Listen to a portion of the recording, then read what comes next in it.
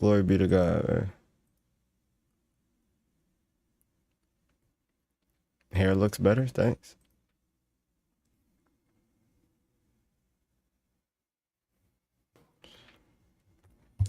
Hello. Hello? Yeah, God's not real. What's the evidence for that? The world we live in, like, he can't even create humans correctly, and there's zero evidence for God and plenty of evidence that the Bible's fairy tales. What's the evidence that God doesn't exist? The world we live in, like, if we had this all powerful God, like, he can't even create humans correctly, it's pretty messed up. You said if we have this all powerful God that what? Can't even create humans correctly, What's correctly? like with brains, like there's babies with genetic defects where they don't even have brains and they unalive immediately when they're born. What kind of imaginary all powerful guy would do that if we're supposedly they're is special whatever creatures or whatever? How's that an argument against the existence of God? Like I'm asking you for the evidence. I think it's evidence that like if there was a god you'd expect intelligent design instead of unintelligent design. But just give me the argument that God doesn't exist. That's all I need. If there was a god then he should be intelligent and all powerful and be able to create like species correctly when he clearly can't. So you're not really prepared for a conversation, huh? I mean, it's kind of hard to have much of a conversation. I mean, you have nothing to stand on other than psychosis. Okay. Hey, I'm gonna let you go while I get my stream up there running, bro. Not even gonna waste none of the patience on somebody that not even trying.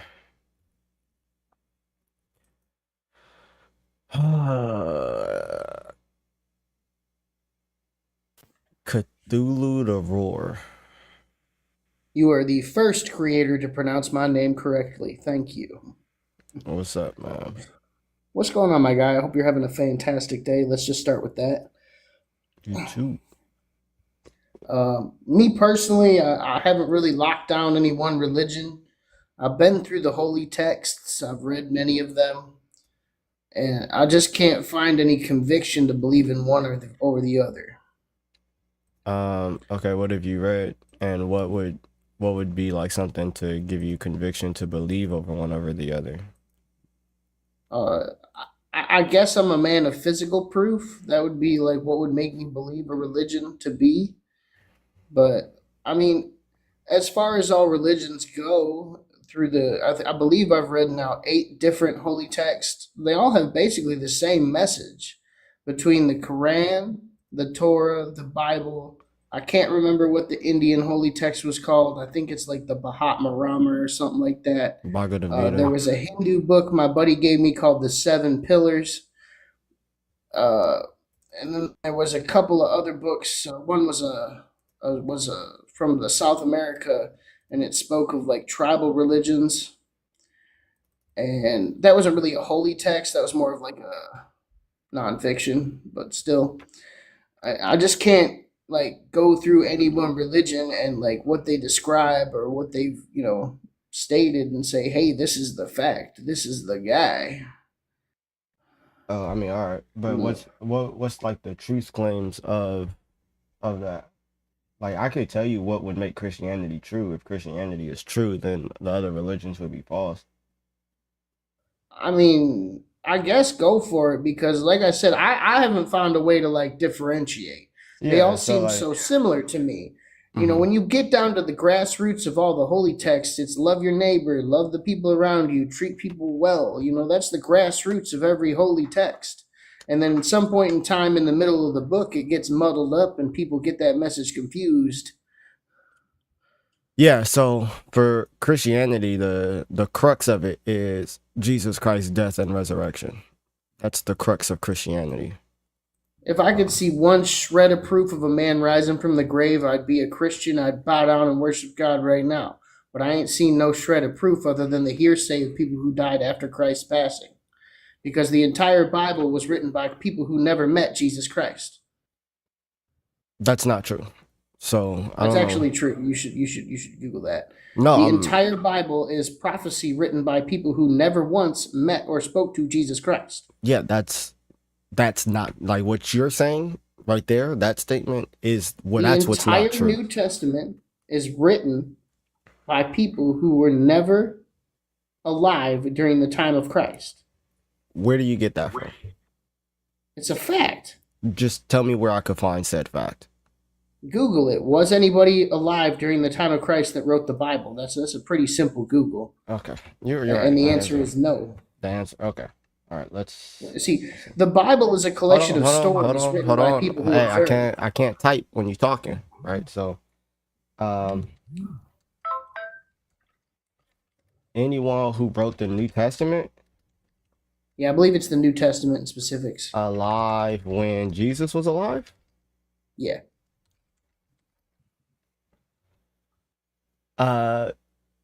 Tradition says that they were written by the apostles.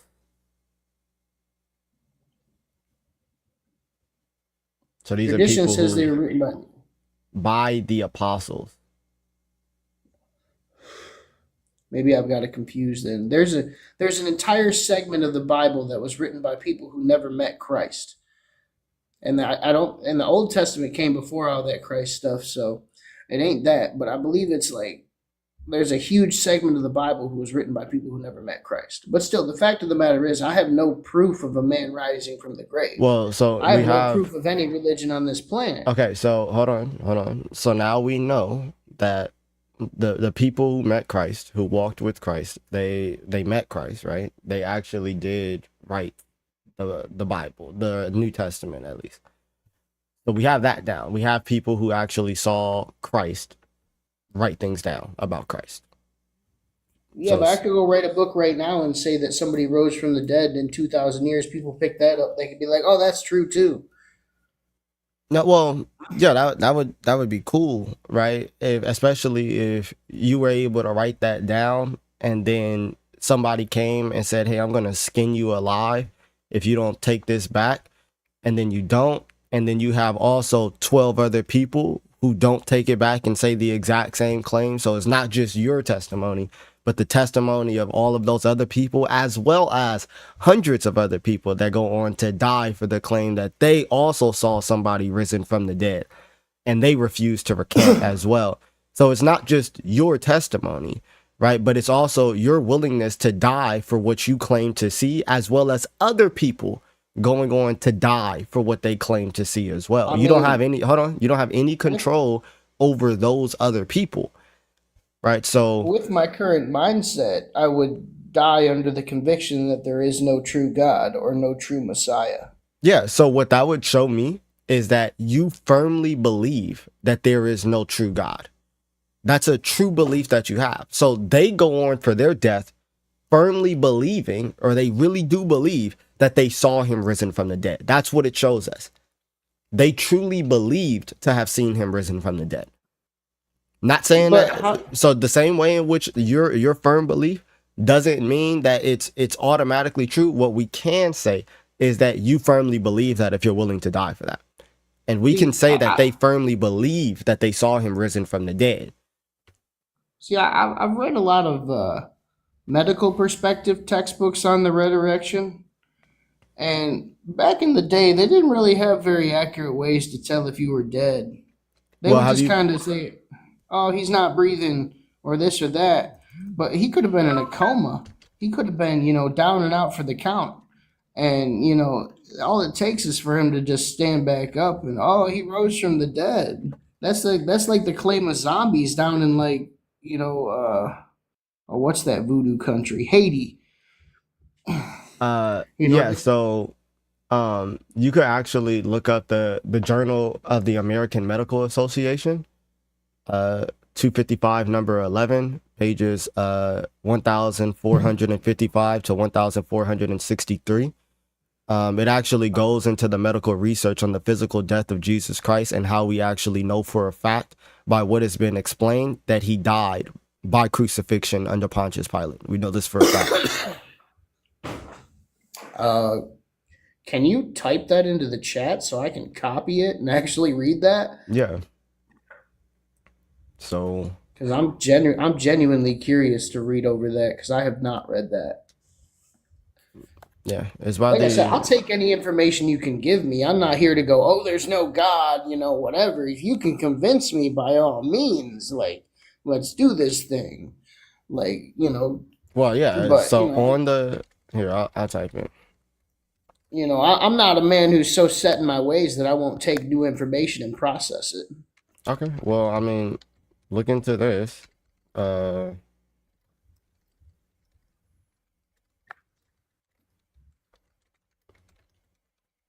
okay.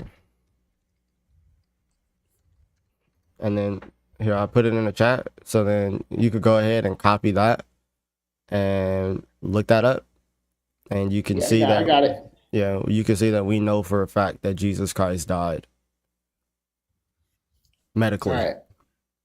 Now you want to go look into that and then maybe come back? But okay, but I will read that later. But my phone will crash if I attempt to go use Google and speak to you. No, I'm saying But that I you want to. could leave and then you could read it and then come back. Because I mean, so we have evidence that Christ died. You're saying that like there's But really no evidence. what makes the evidence of Christ more so the evidence of like Muhammad or anything like that though? Like even Yeah. if Christ, if Christ existed, what Muhammad existed. Hmm. You know, Well, yeah, where's the proof that that's the Messiah? That's kind of like the whole thing behind it. Like he yeah. was supposed to lead the people from oppression from the Romans, and yeah, sure, that's kind of what happened, but not really. Yeah, no. So the Messiah isn't necessarily supposed to lead them from oppression from the Romans, but that which truly oppresses all people, which is from the Christian paradigm going to be sin and death. So Christ saves us from that which truly oppresses us and truly has us enslaved, which is why it says that we're slaves to sin or slaves to death. He frees us from that. Um, so that's what the Messiah is supposed to do. Now, in regards to Muhammad, right? What Muhammad says, Muhammad just makes contradictory claims. So he claims to come after Jesus and he's the prophet after Jesus. And he claims to confirm all of that which came before him. So the gospel, the New Testament, the Torah, and the prophets. He says, hey, I'm confirming all of that, but then he teaches directly against it. So you can't have your cake and eat it too. So Islam is false by any way you cut it. It's what's known as the Islamic dilemma.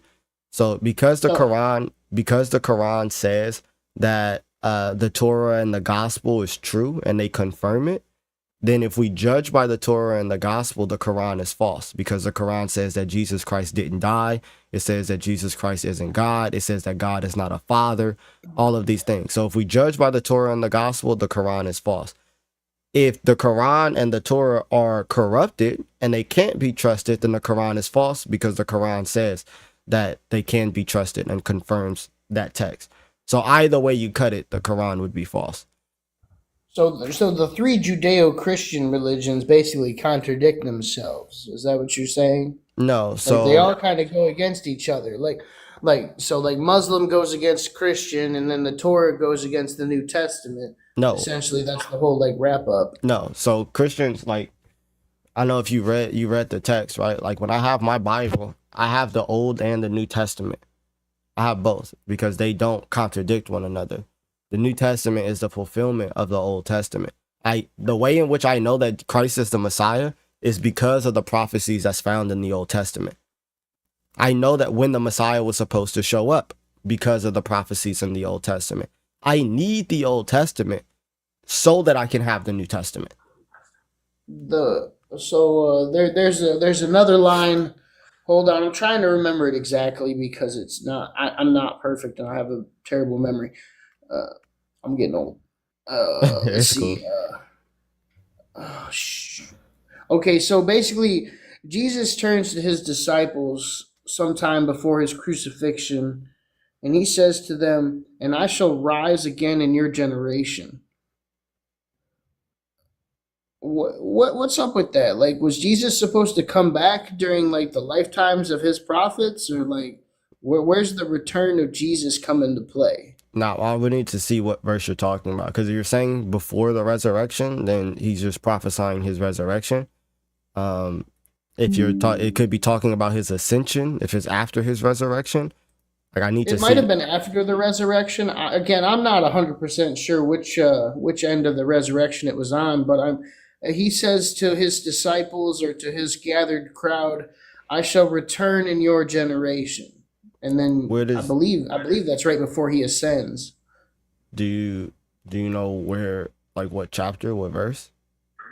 Oh, jeez. Oh. See, I wish this is why I need to start bringing these kind of things to work because I don't have the Bible on hand right now. But Mm-hmm. anyways, I got to get off the phone, my guy. Okay, for sure. God bless you, man. Have a great night.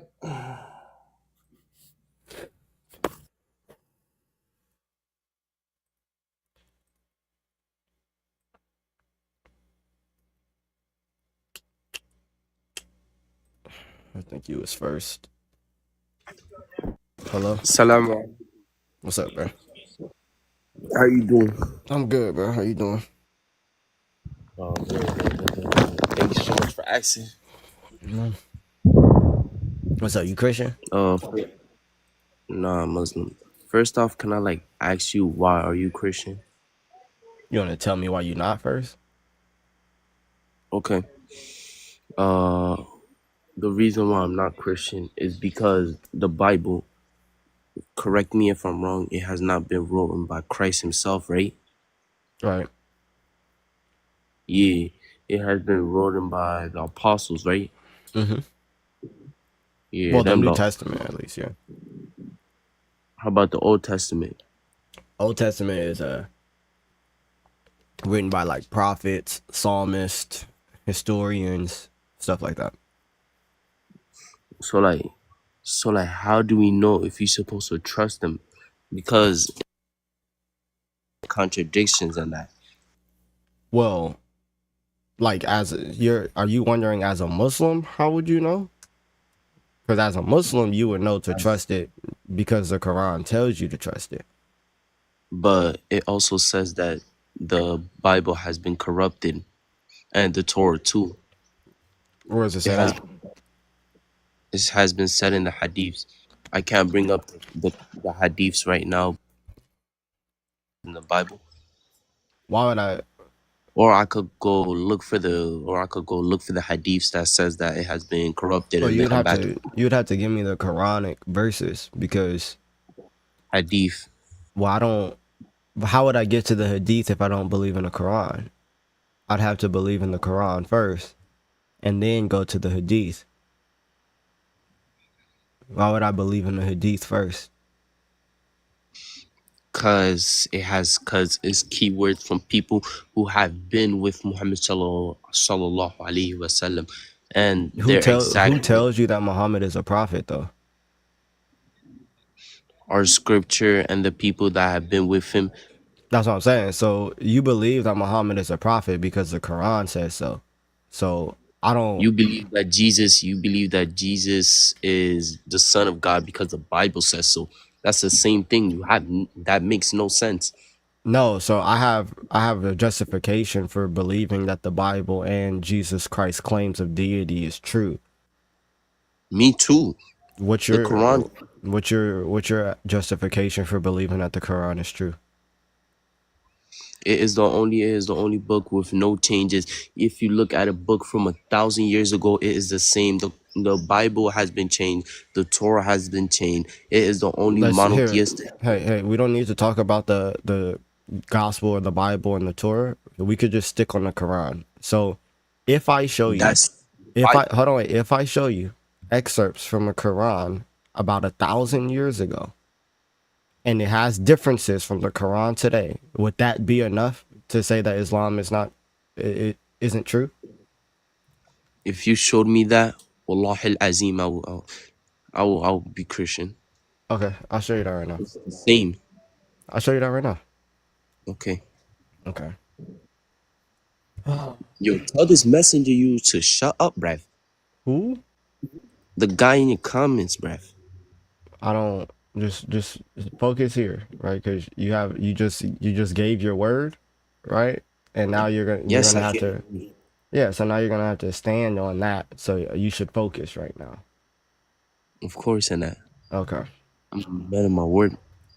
All right. So here's one. Okay. I'm gonna hope to God that this works right now. Thank God. Thank God. So what I'm going to show you is chapter 9 verse 18 and your text today, and I'm going to show you how it differs from the earliest manuscripts. Okay? Can you show? Can you show? Can you go up so I can see what surah? Yeah, chapter 9 verse No, 18. okay, surah Tabat. Yeah. Okay. Can we read the verse, please? Yeah, it's right here. The mosque of Allah are only to be maintained by those who believe in Allah and the last day and establish prayer and live zakat and do not fear except Allah, for it is expected that those will be of the rightly guided. Okay. Okay. So what you said was that if you read a Quran from about 1,000 years ago, it's going to read exactly the same as what you have today. That's what you said. And if I show you something that doesn't read exactly the same, you would become Christian. That's what you said. You know what I mean. You know what I mean. Not exactly the same. Okay. Okay. Okay, can we go to So it says to establish prayer and give zakat. Now, this is one of the earliest Quranic manuscripts that we have. They're called the Sanaa lower text. The same chapter, same verse. It says, see? yes, the mosques of Allah are only to be maintained by those who believe in Allah and the last day and do jihad in the name of Allah. And do not Do fear you know it. what jihad is?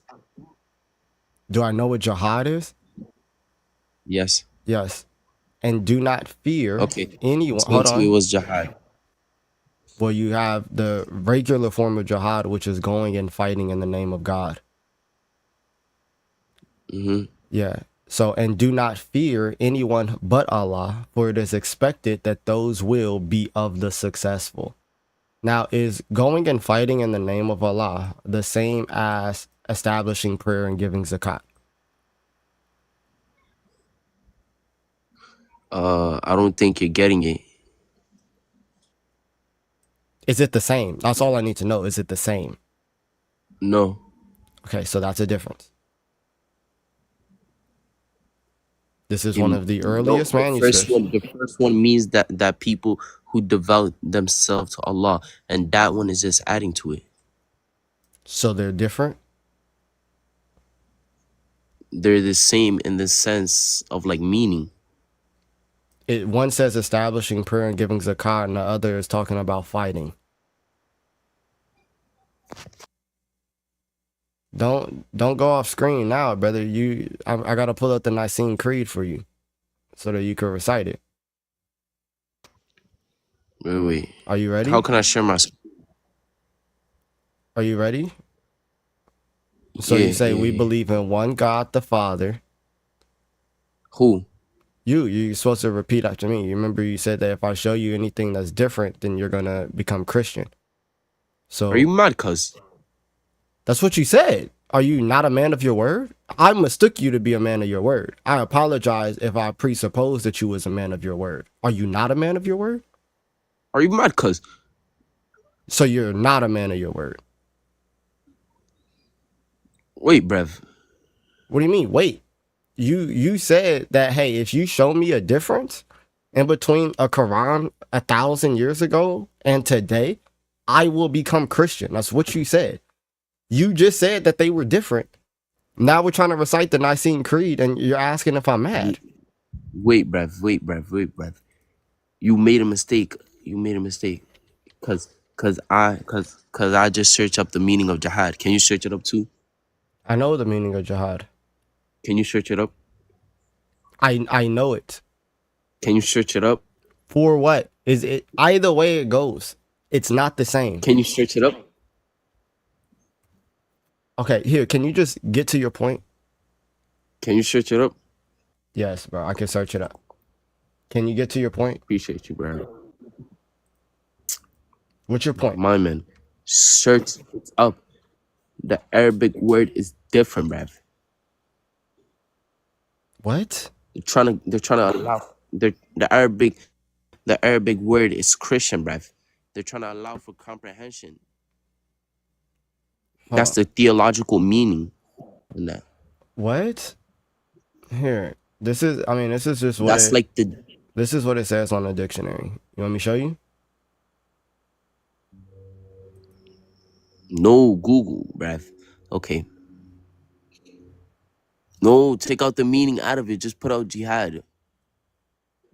You said, do you know the meaning of jihad? And you told me to look up the meaning of jihad on Google.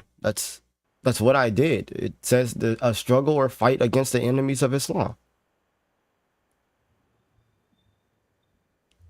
He declared jihad against This the infidels is literally that's the example. the spiritual struggle with oneself in Islam.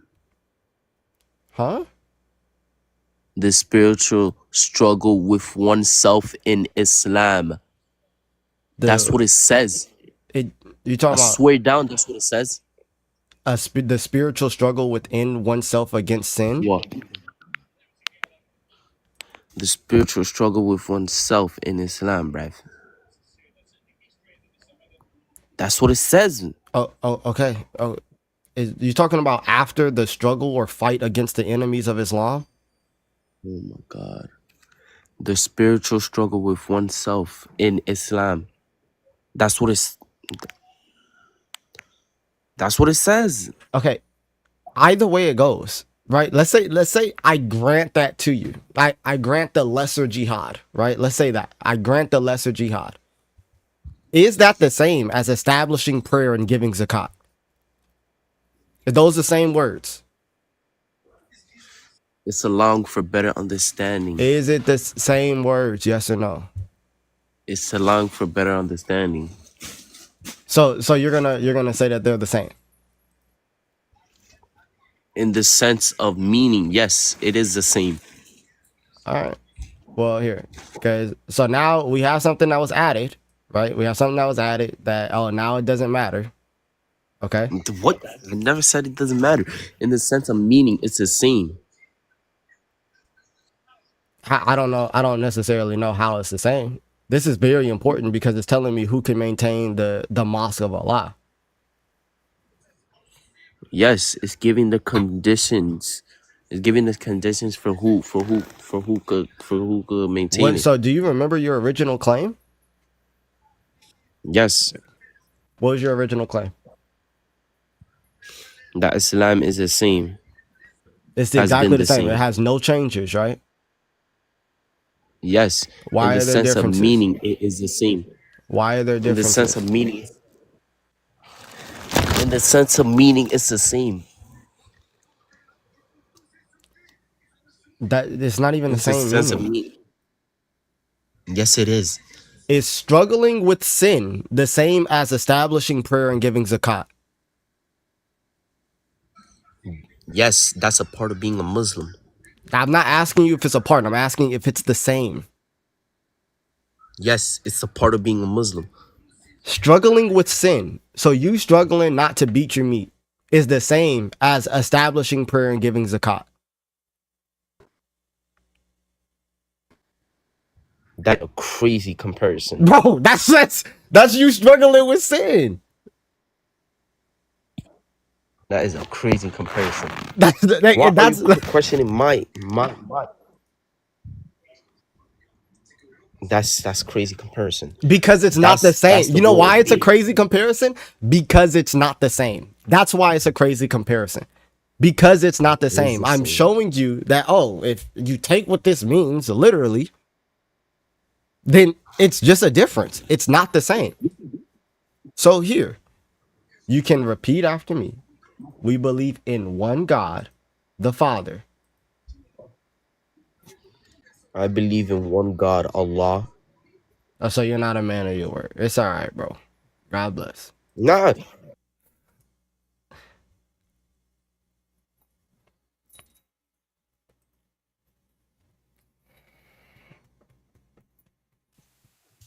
Hello. Hello, how are you? I'm good. How you doing? I'm good. As I can see, I'm a Muslim, but you think you are funny. You're taking two ayahs in different, but you're writing Taha 9 point, ayah 9.20. It is two different ayahs, verses. Taking from the Quran. They are making them this. Hold on one sec.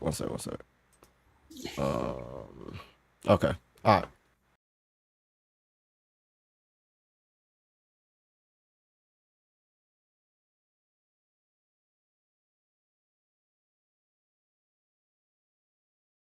Stuff start lagging. Um, yeah, they're not two different ayahs. I don't know what you're talking about. They are two different ayahs. What are the two different ayahs? That is Taha 9.20. It's chapter 9, verse 18. Yeah. And the other I can't hear you when you're off screen, by the way. surah is Surah Al-Hujurat. The other surah is what? Al-Hujurat. What other surah are you talking about? Yeah, the eyes that you took, like you put on your screen, there are two different verses. So what Literally. surah are you talking about? What chapter? Cam said I do not hate Cam. That's ridiculous. That's absurd. I don't know the surah. What is it? I know the name of the surah, the chapter. What's it called? Al-Hujurat. Okay, let's see. Al Hujrat. 49. It is surah of chapter 49, verse 15. Chapter 49, verse 15. Yeah.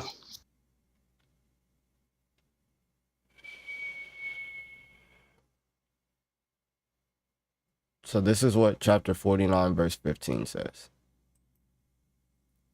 Believers, in fact, are those who believe in Allah and His Messenger and have no doubt and struggle with their riches and their lives in the way of Allah. Those are the truthful. Go on. That's what it says. Chapter 49, verse 15.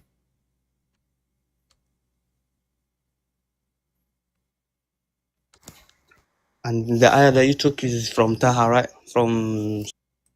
Yeah. So Yeah, bring it up. I don't know what's next in my pictures. Okay.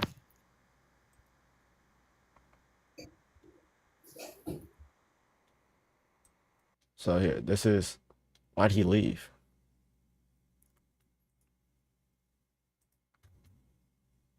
Why'd he leave?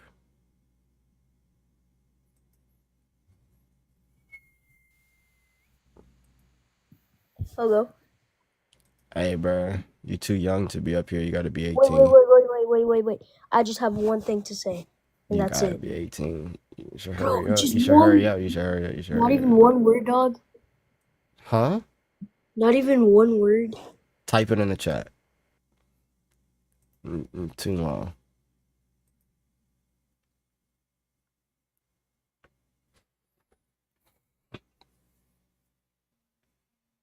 Hello?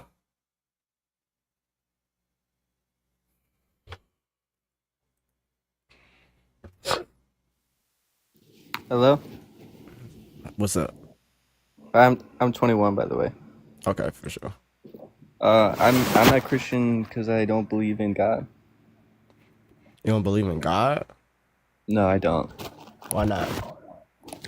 I just think so many things occur that are like, I don't understand if God does exist, then why would he let all of these things occur that are so like terrible, you know what I mean? Like what? Like let's say a child is born and it dies of sickness like 3 weeks later. How would that be a part of God's plan at all? I mean, there's certain things that happen that, like, that I guess you could say, for lack of a better word, suck. but there's greater good, or there is a greater good that could come out of those things sometimes. Sometimes, but then why would, like, if there's ever any case where no good comes out of it, why? How could God allow that? Like what? Like the exact scenario that I just gave you. How would that be good? How would any good come from that? Well, the child is united back unto God. But if the child doesn't know that God exists, isn't it immediately like it has to accept God into its heart to go to heaven, correct? No, because the child doesn't have like the ability to, one, like either to sin or to contemplate or things like that. So like the child, like God is that which gives life, and God is that which could take away life, and it'd be just for him because it's his to give and it's his to take away, and he could unite that life back unto him. Okay, so what about, I kind of get what you're saying, but what if there was, you know about Sentinel Island? Sentinel Island, is that one island where that dude got killed trying to go and preach like the gospel to them? Yeah. Yeah, it's like it's an island of people that have like evolved. Like we're not allowed to contact the outside world is not allowed to contact them. Yeah. So if they, and this is like a very specific example, but I'm sure this has happened. If a child was born on Sentinel Island and it lives to like, I don't know, 8 years old, and then it dies of, you know, some sort of like terrible sickness, like it's a painful, excruciating death, and it affects everybody around him. He is able to reach the age of consciousness, right? Like he has the ability to sin, but he does not have the ability to accept God because he doesn't know that God exists, and he can't know that God exists. So how would that be? How would he be reunited with the Lord in that scenario? Yeah. Would it just happen? No, I mean, yeah, that definitely could happen, but we wouldn't say that the child reached the age of like accountability at like Well, eight but you years could. old. Okay, true. At 8 years old, but people on Sentinel Island don't have contact with the Yeah, outside so world yeah, until exactly. So they say grow to we could the just say age of like. the adults, for example, right? Like Yeah. these people who have never known God, because we don't know what they believe, right? Hmm. So those people who like never had the chance to actually get to know God, they'll be judged according to like what they know. So God is a just God. No one's getting ripped off like, hey, you was born at the wrong place at the wrong time type. Like, no. So what the scripture says is that you'll be judged according to like what you know. So so if you don't accept God into your heart, you'll still be judged on what you know. So if you, like, say for example, I preach to you the gospel, or you've had the gospel preached to you, and Hmm. you openly reject God, right? Then pretty much you're gonna experience your rejection of God. So this torment that you're going to experience is knowing that you rejected something good that you were created for, and you live with that choice forever, pretty much. That I rejected the absolute best thing, and that's like eating you alive. So if I was, sorry, Mhm. don't mean to interrupt. Are you finished? Yeah, you could go. It's cool. So if I was born into like another culture where I worship another god, and like say I'm born into this like you know, maybe I'm a Buddhist, and my whole life I'm taught Buddhism, like I'm raised that way. Everybody I know believes that. I truly believe it in my heart, Hmm. and then I turn 20, and finally news of God comes to me, and somebody preaches the gospel to me. But like I've lived my entire life believing this one thing. There's no way I'm immediately going to reject everything I know to agree with this random person that's coming across. Do you Yeah. think that person should be damned to hell for rejecting that? They probably won't. They might not be. So a Christian can't make a definitive claim as to who's going to heaven and who's going to hell, for God is the judge. So there's a chance that they might not, but what they would, I would say, be I don't want to use the word required, but what they should do, even though my family teaches one thing and these are my people, right? If I'm presented with that which is true, I should follow the truth. If my family lives in a lie, like say for instance, I grew up in a cannibal nation or something like that where we eating people, Mm-hmm. and somebody introduces to me beef, right? As something like actual meat that's, you know, not immoral to eat, Yeah. then oh, I should follow that, even though I'm gonna be leaving all my people behind because I'm following something better. So if you're living in a lie and you're able to show this to be a lie, so someone reveals to you the truth, you should follow the truth. And this is why like Christ says that like whoever, and this is going to be a hard word for you to hear, but whoever loves his father or mother, brother or sister more than me is not worthy of me. And Christ proclaims to be the truth. So if you Okay. love the lie, right, more than the truth, then you're automatically just rejecting God. But I think a lot of people, I mean, I think most people that grew up in that situation would reject it, not believing it's the truth. I mean, how do you discern? Can you If say some that random again? guy Can you ask comes, that if question some, again? like, have you ever seen the movie Silence? Silence? Do you know about how how like Christians, or was it Catholics, they went to like China in the early, like right when it was right when it was discovered by our side of the world, and they tried to preach like to the people there, No, I never but seen this they movie. didn't understand because they've like had a whole culture. Okay, well, it's kind of like the same thing as Sentinel Island. Like they grew up completely isolated from God. They grew up in this whole thing. Hmm. Obviously, if one guy comes over to my country where I've yeah, with Andrew Garfield, this guy in chat, where I've Yeah, been, I see. I'm seeing there. Is that Liam Neeson? yeah, he's in it too. It's a Okay. good movie. You should watch it. Two But hours and anyway, 41 minutes though, bro. that's true. It is long, but you know, Adam Driver is, it's Andrew Garfield is good. And Martin Scorsese. I mean, yeah, it Yeah, seems like a true. good movie. All right, for sure. Anyway, in that situation, they came to preach the word of God, and obviously those people were like, "What are you talking about? Like, I've been taught this is the truth my entire life. You come here, how do I know that you're telling the truth?" Hmm. Even if, like, on a conceptual level, if they knew for sure that that was the truth, they would accept it, obviously, but Hmm. they can't be sure. Yeah. So do So you? then you So would. So then you investigate, right? So you hear this claim do you have the uh obligation to investigate? to search for truth. Yeah, absolutely. Like that's what you're given reason and intellect and logic for, is to see that which is true, to search out that which is true. Um, But if you believe something else is true fully, as you as a Christian believe that God is real fully, like if somebody came to you and was like, "Hey, this is another religion," if you don't investigate this, if you don't think that this is the truth, you're gonna go to some yeah, place so I that's would look into it. So for example, like I come up here a lot, right?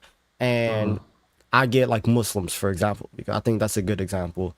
Um, and they say, hey, if you don't believe in this, then you're going to hell, right? So now that's my responsibility to look into the claims of Islam, because if Islam is true, then yeah, follow Islam.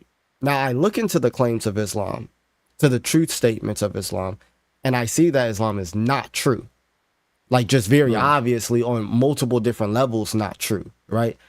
So I have no obligation to follow Islam. So, but there's a lot of things in the Bible that are not true, explicitly.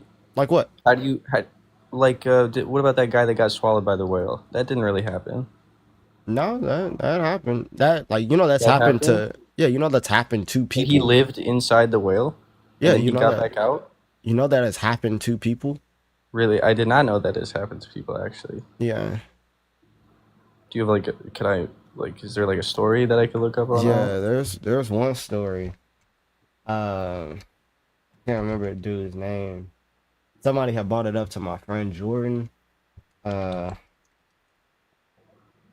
So do you think that everything in the Bible is literal? no. Mm-mm. Uh oh yeah, there was one that, like, this is on CNN. This is just brief. But father captures the moment where his son was swallowed by a humpback whale. This is recent. This was in 2025. Okay. But there's one story where a dude, like, legit got swallowed and he had like scars. His skin was pretty much bleached for like being in um the whale. I think this might be the dude, Adrian Samarcus. Oh no, yeah. So yeah, there's like these things like Yeah. have happened. So it could happen, but you really think it happened the exact way it did in the Bible? I mean, either way, the purpose being that Jonah decides to go against God, and he like tries to run and flee, and he dies. So the purpose of Jonah is that Jonah actually dies and then he's saved from death. So like the belly of the fish in the pit is his out, like it's him being saved from death. Yeah, it's like a metaphor. Well, Like it's a no, story. because I wouldn't say that, because when Christ, now obviously I have faith in the scripture as well, but when Christ references this example, he references it as something that actually happened. So he gives the example of Jonah being in the belly of the fish for 3 days and 3 nights, and he compares that to his resurrection, which is another real event. So I don't necessarily need to hold that it's a metaphor. I could hold that to be something that actually happened. Like the same with people. Like I had my friend tell me that the Cain and Abel story is just a metaphor, but Jesus says from the blood of Abel to the blood of Zechariah, right? So he's referencing Abel as though he's a real person. So not everything in the Bible is literal, but there are definitely some literal stories, even though they're miracles. So there is a mix of both, and you don't think there's any stories in the what's it, the Torah that really happens? Like you don't think there's anything that really happened in there? You don't think it's a mix of both as well? In the Torah? Yeah, or in any other religious texts. No, there's some things in the Torah that like actually happen, or some things that are like metaphor to be better understood. So why wouldn't Judaism be the truth? Because Judaism is prophesying. So from the beginning of the Torah, right? Judaism is prophesying that there's going to be this one to come, who they identify as the Messiah. The prophets identify as the Messiah. So if you know Jews are still waiting on their Messiah. Now, if you read their Tanakh, right, which Christians all read, and we hold as authoritative, like Jonah is in the Tanakh, right? If you read their scripture, it's prophesying this one to come. We're saying that Jesus is that one to come. So we don't even get to Jesus without the Torah. The Torah is that which gives the foundation for this one to come. So when somebody asks me, how do I know that Jesus is the Messiah? I'm going to what's known as the Jewish scripture, the Tanakh, and I'm going to show from that. And it explains why he's the Messiah? Yeah. And why is that? It's so God gives prophecies of the Messiah, like when he comes, so that we're able to know. So some of these prophecies are that he's going to be born of the seed of the woman. He's going to be born of a virgin. He's going to die by crucifixion hundreds of years before crucifixion is ever invented. That's prophesied. He's going to come before the destruction of the second temple. He's going to be born in Bethlehem. He's going to be pierced. He's going to be sold for 30 pieces of silver. He's going to give a new law, like all these things. He's going to die for the sins of everybody. Yeah. Well, okay. Okay, sure. I mean, if you believe that. I'm saying that that's how we will know. So you have this book, right? Hundreds of years before, let's just give an easy example, before crucifixion is invented, that details crucifixion, right? And says that there's going to be one who's going to die like this. But a lot of people died of crucifixion. Yeah, that's true. The Bible details that there is going to be a particular person who dies by crucifixion just before crucifixion is invented. So it prophesizes the inventing of crucifixion, and that there's going to be one who's going to die this way. Now it specifies this one, how we're going to recognize this one, and we're going to see the one who these prophecies are attributed to by the other examples, like him being born of a virgin, for example. Obviously, you know about Mother Mary, stuff like that. Being born in Bethlehem. These are things that they didn't fully understand until like these things happened. They're like, oh, like this is what was being talked about, which is why Christianity kind of explodes after the resurrection. People start to gain this understanding. I see. I just don't like. There's not. Do you have like? Is there a lot of evidence for all of the things prophesied about Jesus actually happening in his life besides the crucifixion? Like, is there proof that the Mary was a virgin? I don't know if I can say that. Yeah, I mean, in regards to that, it would just be testimony that she was a virgin. The same way that like if a woman gets married today and they're like, oh, she's a virgin before she's married, like my evidence is going to be the testimony of like the father or whatever, right? Like I'm going to have to take that testimony. So in regards to like Mary's virginity, is going to be the testimony of those who are like close to her. Yeah, no, I get that. I just sorry to interrupt again, but that back going back to like why I originally brought it up.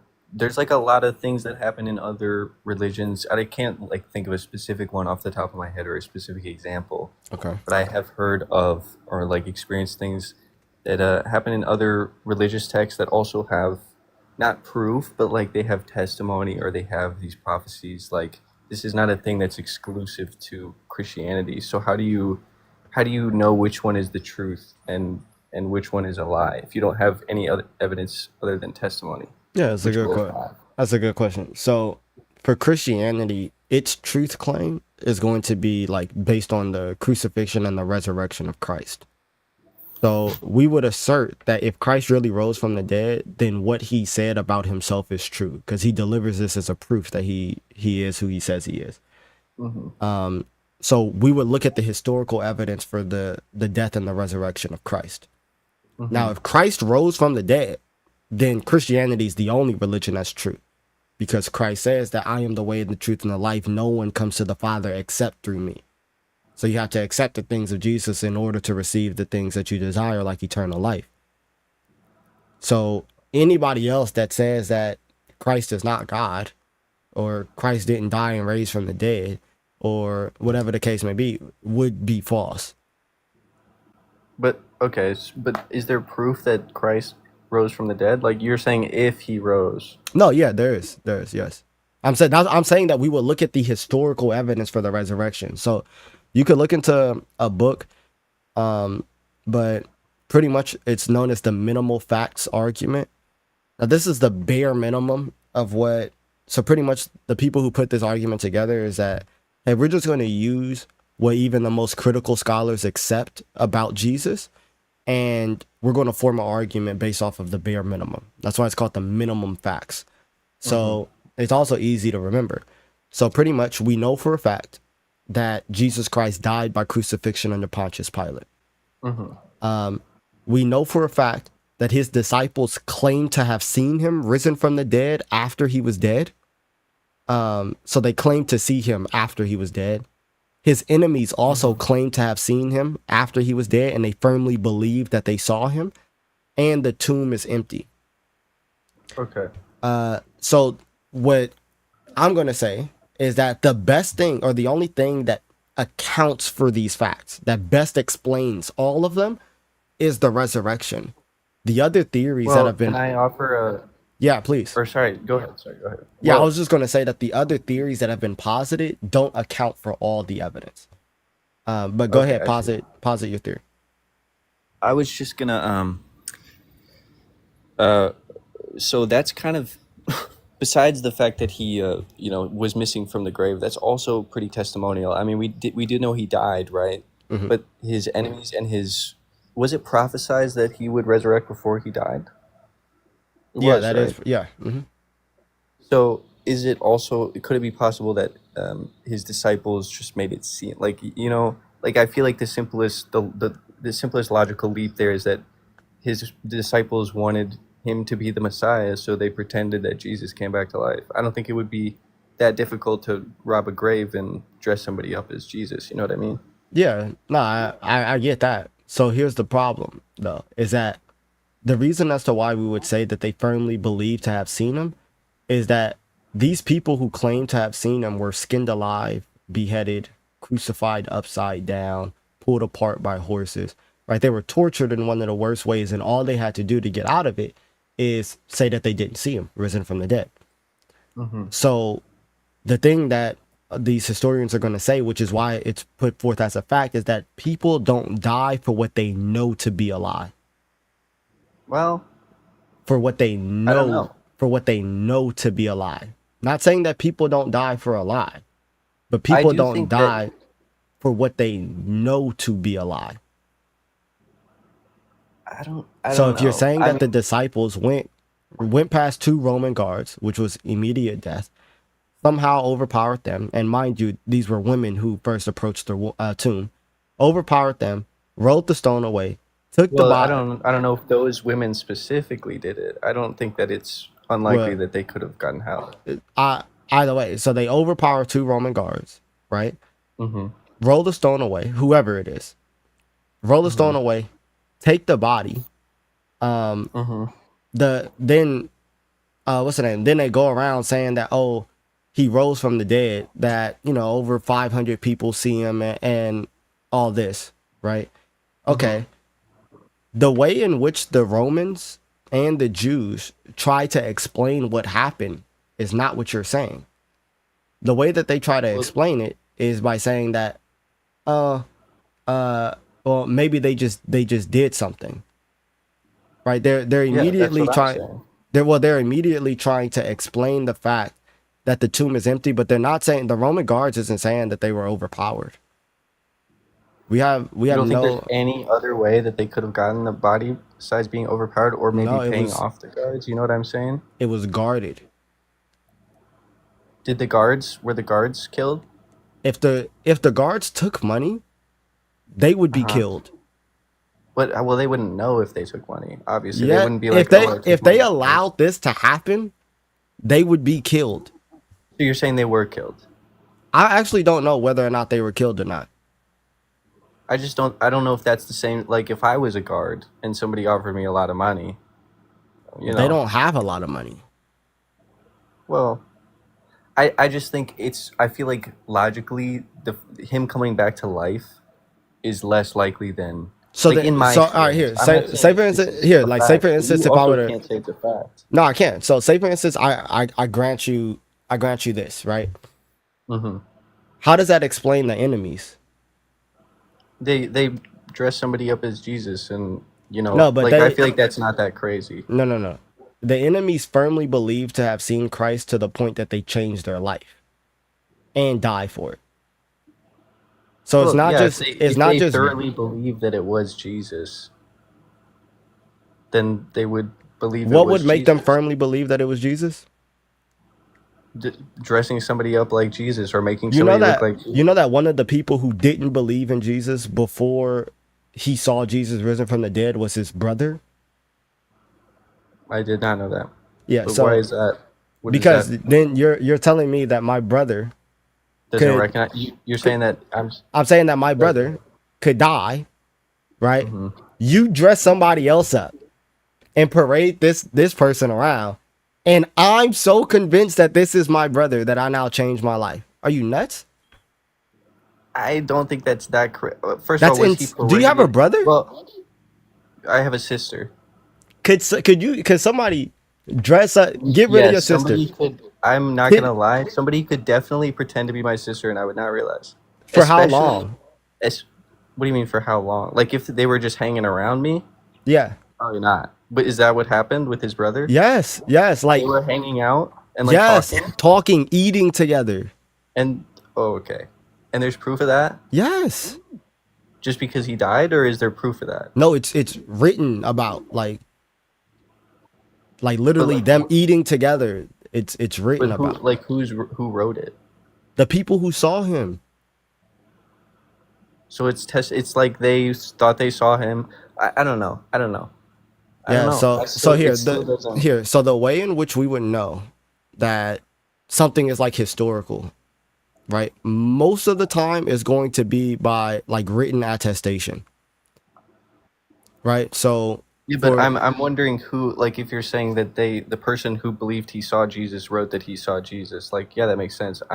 Was it somebody else that was also there that was like, oh, this is happening right now? explain more what you want, and I'll see if I can find Like, what is this? Like, who wrote? Like, I'm not like, was it a historian that was there that wrote that down, or was it his brother who thought he was actually with them?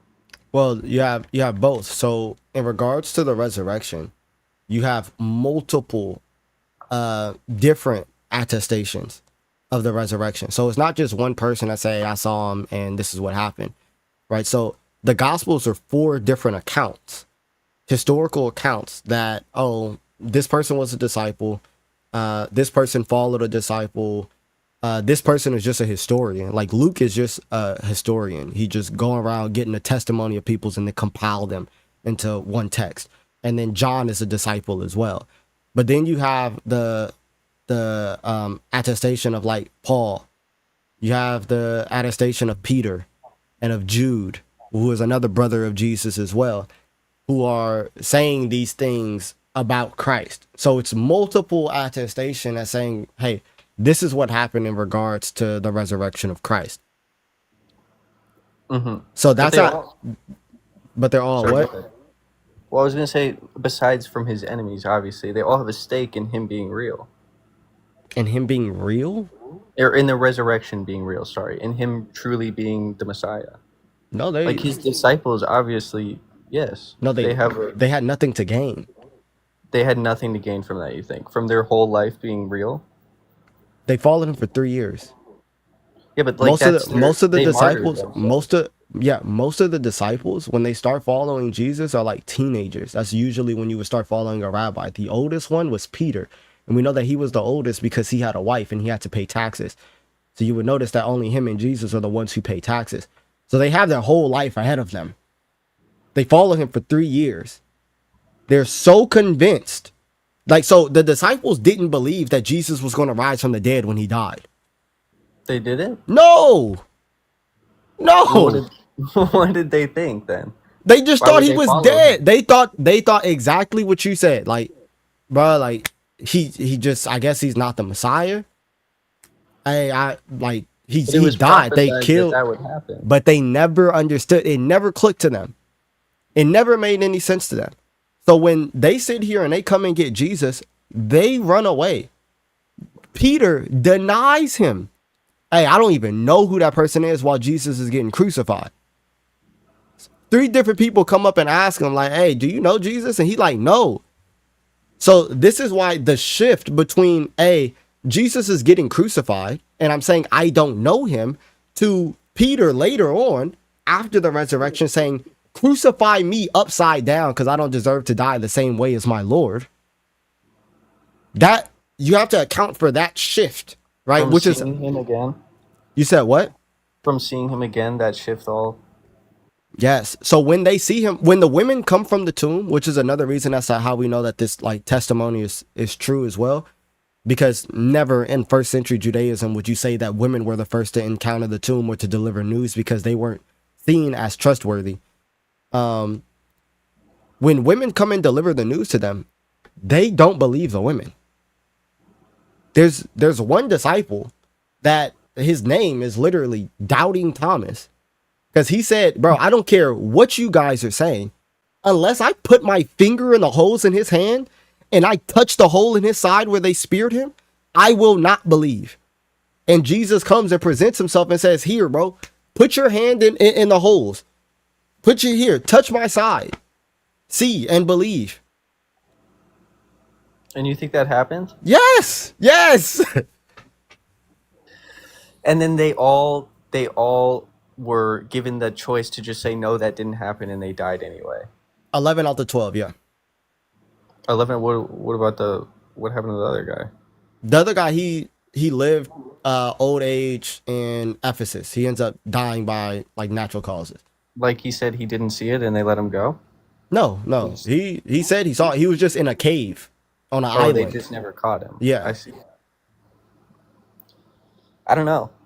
I don't know if I believe that. Like it's just too convenient almost. I feel like they were What's just so gonna die convenient? anyway.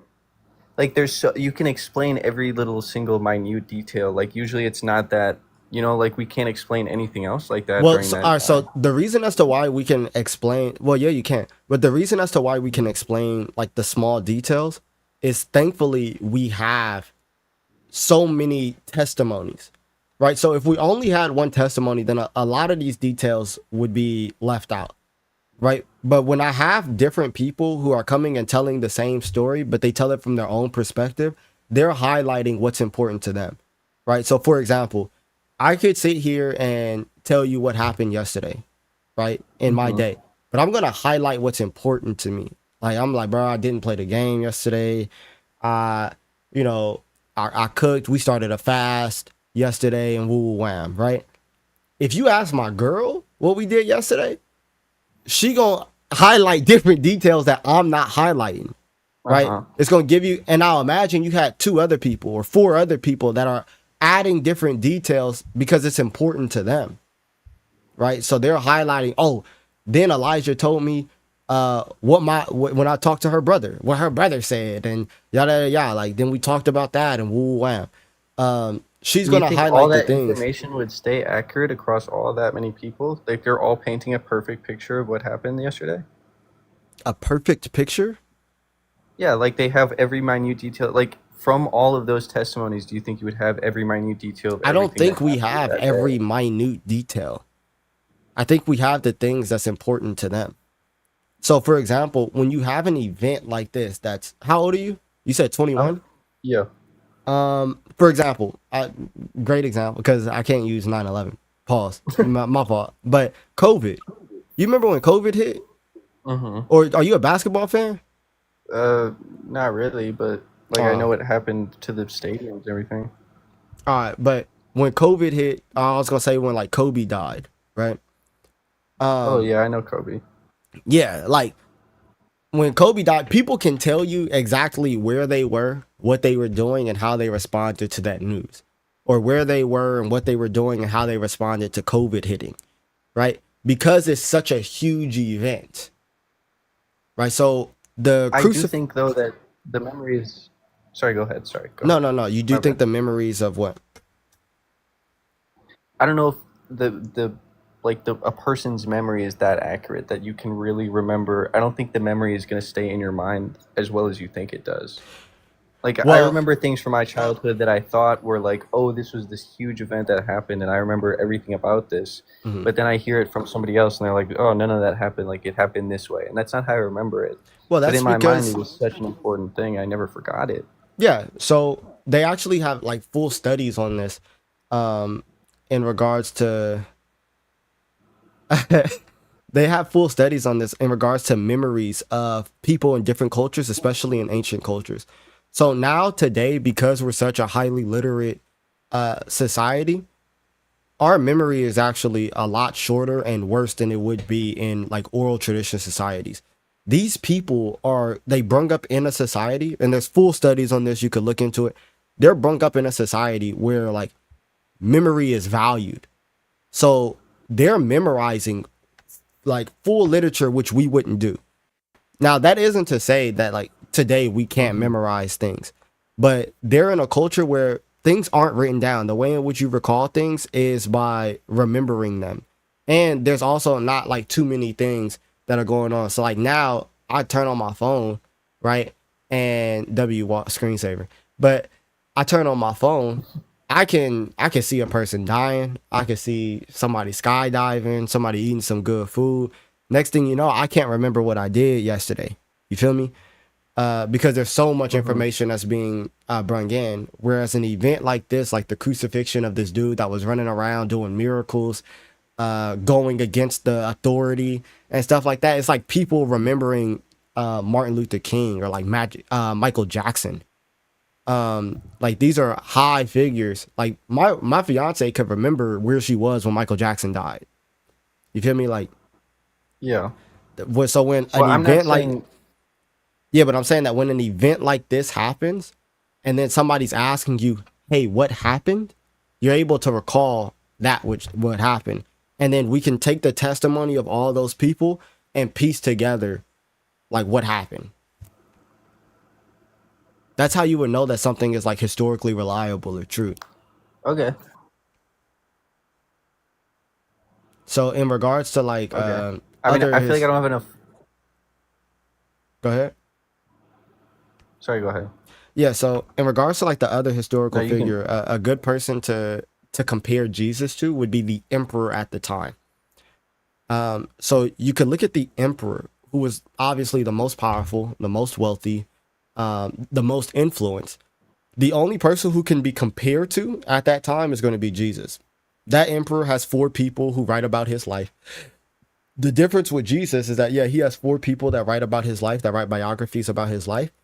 But all those people are directly writing about Jesus, whereas the four people that write about the emperor at that time are like writing about all like a whole bunch of different emperors and stuff. But we can still piece together the things that the four people who write about the emperor at that time to see that like um these are the things that he did or these are the things that are historical. So you kind of run into this problem that like if I want to throw out the standard that the Gospels have of like these 4 testimonies in the first century who claim to have seen Jesus and these are the things that Jesus said, yada, yada, yada. If I want to throw that out and say that it's not historical, then I kind of have to throw out dang near everything else that I know about that period of antiquity. Because that's the way in which we know things. It's what's written down for the most part. Mm-hmm. Okay. I mean, I feel like I don't have enough contextual, like historical evidence to refute that, even though I don't fully, like, I'm not convinced. But I will ask, like, about the Bible and everything not being literal. Like, how do you decide what to choose from the Bible, like, to believe is literal? And besides, like things like statements that he says, how do you decide to take that literally or take that, loosely? Like Like about thou Jesus? shalt not lay with another man. Like, Hmm. is that what you believe? I mean, yeah, like you shouldn't. I don't think that that's like metaphorical. Um, the way in which the law is supposed to be read is sometimes not like a prescribed code of laws, but yeah. So the purpose of it, right, is one, you're not supposed to fall into the debauchery of other nations, and two, you're supposed to like procreate to like help spread God's goodness to the ends of the earth. So laying with another man, um, doesn't do that. That's not the purpose as to why you was created. And the same with all the other laws that's written in Leviticus 18.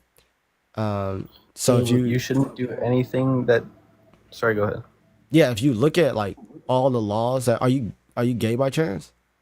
No, Oh, but I don't have. I don't think there's anything wrong with that. yeah, yeah. I just didn't. I didn't know like if if you. No, yeah, you're good. Yeah, But I understand the question. if you look at all those laws, um, the one that's like they're dealing with like just sexual morality as a whole. So like majority of the laws in that chapter in Leviticus 18, they're gonna be talking about, hey, a father shouldn't sleep with his son's wife, a father shouldn't sleep with his daughter, a son shouldn't sleep with his father's wife, right? Either that's his mother or his stepmother. Mm-hmm. Like all of these things to one help keep the civility of the nation, right? As well as like just sex is supposed to be for the confines of marriage between a man and a woman, where that's what you were created for, because it Mm-hmm. resembles like it resembles a whole bigger thing. So, Um, like, I yeah. do have a question about that, about like what you were created for. Okay. So, thou shalt not lay with another man. But what if you still intend to have a child, like in the natural sense? Like, what is being created? What can I do and what can I not do? Like, if you're on the game, were you created to be on the game? And if not, therefore, are you not allowed to be on the game? You know what I mean? Yeah, I get that. That's a good question. So no, if you're on the game, it's not that you weren't created to be on the game, but like God sets specific outlines, especially for the people of Israel, to differ from the other nations. So the things that you're created for is to liken yourself unto God, to like have this relationship with God, to align yourself with the good. That's what when you read Genesis chapter 1, when it says that God created man in his image, that's like the immaterial part, and he gives you free will and a rational mind, right? So that's what he blesses you with. And then he says to be made according to his likeness, which means that you use that free will and your intellect and your reasoning to liken yourself unto God. That's that's the goal, right? So that's what you're created for. God is that which is good. You are likening yourself unto the good. Human beings go away from the good, which is essentially why evil things happen and suffering happens. They go away Mm-hmm. from that which is good. So you're created to liken yourself unto good, to experience that which is truly good, which is God. We get distracted by Mm-hmm. the things of the pleasures. So like the pleasures of the flesh. So people run after and want to have sex with men, or do things that are sexually immoral because it goes against God's law because it's pleasurable to the flesh. That's not what you were created for. The pleasures of the flesh bring death, but the pleasures of the spirit, or things that are good for the spirit, is going to bring everlasting life. So God just So what doesn't want counts? you to fall into the things that's going to bring death. what counts as a pleasure to the flesh as opposed to like hopping on the game or something like that, or like Yeah, going for a nice drive or something. You know what I'm saying? Or playing sports. yeah, like those things aren't one. They're not sins, and they're not going against God. But why So not? yeah, so when I'm like, say for instance, when I want to fall to the pleasures of the flesh, and so I want to go and I want to have sex outside of marriage, with a girl that I barely know, right? One, I'm objectifying said person where I'm using her as a tool for pleasure, which means that I'm diminishing the image of God, right? Because that which should be made according to his likeness, now you are using as an object of your own pleasure. And the same for you. You are now degrading yourself instead of contemplating the things of God. You are diminishing yourself as an object that needs to experience pleasure rather than that which is good for the spirit. So you're going and you're actively rejecting God, diminishing your value as the image of God in order to satisfy or gratify the things of the flesh. This is why these things would be immoral. Whereas going for a drive could be good for the sanctity of your mind so that you could practice patience when you go back inside the house.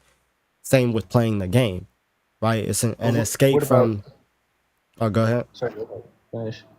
What about like I mean like sports, like that's it's a physical thing, like you're doing it to achieve a goal that's not like has nothing to do with God, you know what I mean? Yeah, but it teaches us very important lessons. So like the apostle Paul actually uses sports as a metaphor in our walk with Christ. And he says that when we run the race, we run not just to run, but we run to win. Or we don't live life like a boxer that's swinging at the air, right? Just tiring ourselves out, but we actually have a goal in mind. So these things are actually shadows and types to help us teach and to help teach us and understand how we're supposed to live our life and strive for something that is greater. And it works even better when we work as a team, right? So these things help us understand. Like if you play sports at all, do you play any sport? Yeah. Like, all right, in playing whatever sport that you play, don't you make a ton of different like life lessons and analogies of that sport and they correspond to your life? Sure, sometimes, yeah. All right, well, I do that all the time with like basketball. Like, um, like there was actually a saying where that was called ball up top, which pretty much like after everything is going wrong at your life, you just kind of got to take a second to reset, right? Ball up top. Uh, but these lessons that we learn in sports can help us uh, how to have obedience, how to have resilience, to not quit when things get hard, endurance. These are things that you're supposed to have in the faith, and if you can practice them in a physical place like sports, then it would be easier to try to transfer that over into your spiritual walk as well. And you can't get any of those things from any of the physical or from the pleasures of the flesh or anything. Like you can't have a relationship with someone out of a marriage and learn and grow from that and like both become better people. But it's not like whatever kosher in the eyes of God because you're not married. But it does bring good to both of you. Like that's kind of the same. No, Like so where does yeah, that differ? yeah. So it would be like this. It would be like there's different ways to learn that fire is hot, right? You can learn that fire is hot by putting your hand directly in fire and receiving it burn. Right now, you learned a lesson, cool, but was that necessary for you to learn said lesson? No. I can learn that fire is hot in the approachable, safe distance from fire and the warmth that I receive from said fire. Now, this is a good way in order for me to learn said things. Now, what the Bible does is, Okay, wait. does that make sense? It does make sense, but I have a question about that. Like, okay, let's say I have a relationship with someone out of wedlock, and it's great, and like, there's no harm comes to either of us from that. Yeah. But then I get into basketball, and my coach is like abusive, and like I do learn life lessons about not trusting people and stuff like that. And it's kind of it flip flops. You know what I mean? Mhm. Like I feel like either or can be used for to learn and grow at a safe distance or whatever, or to be burned. Like Yeah. I think it can happen in any situation. Yeah, and that's what the scripture says. So that which was intended for, like when your coach is abusive or whatever, that which he intended for harm, God can use for your good. So God can take a bad situation and turn it to something that is great. Just like Judas selling Jesus for 30 pieces of silver and having him be crucified, he uses his own wickedness for the salvation of all of mankind, right? But that doesn't mean that now Judas needed to do that, or you needed to go through that in order to learn said lesson. But you can learn said lesson from those situations. But I'm saying,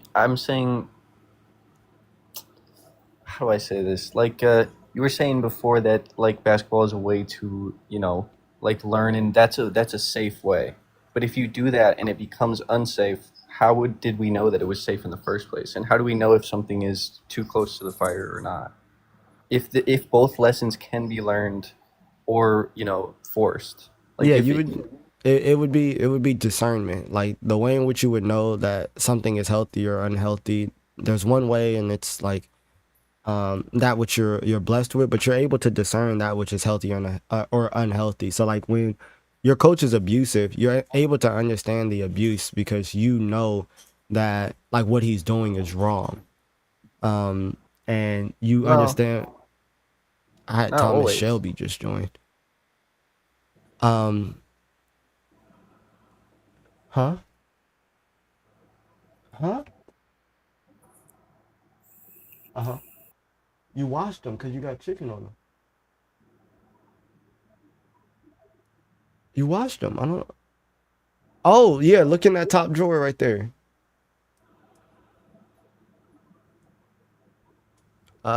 If not, then look on my sweats. All right, what was you saying?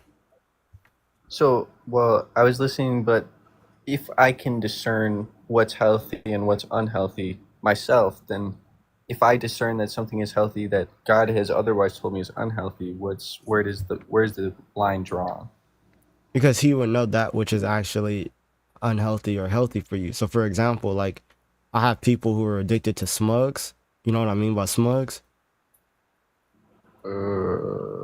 Oh yeah, yeah, yeah. All right. So I have people that are addicted to smugs and they think that it's good for them, right? And we're trying Hmm. to implore these people to go to the place to help you get better. Yeah. Um, because their view or their perception of that which is good is warped. Hmm. So we're trying to help them and aid them, even though they're not able to fully understand that which we're trying to do. So, in like manner, sometimes the things that we think is good for us is warped. Our perception of that which is good is warped. So God helps align us with the best perception of these things. Like, hey, even though these things may feel good, they're not actually good for you. Um, in like manner with smugs. But I'm talking about in specifically like a relationship out of wedlock. Like there definitely have been situations where no that bad comes from that situation. Like they have a good relationship. They both learn valuable life lessons in a safe way, in a healthy way, Yeah. and then maybe the relationship ends and that's it. And like, is that a sin that happened? No, the sin is that like the sex outside of marriage, Yeah, right? but if they did and things were learned, like valuable life lessons were learned in doing that, Hmm. which I'm sure they could be, why is that not okay? Why does God think that's not okay? Especially if you can be in another situation that usually God would say is okay, but it's actually unhealthy. You know what I mean? Yeah. So in regards to like a situation like that, right? So for instance, you have premarital sex. You guys end amicably. It's fine, right? The Like reason, specifically that you learn something from that experience. You know what I mean? I Sorry, go mean, ahead.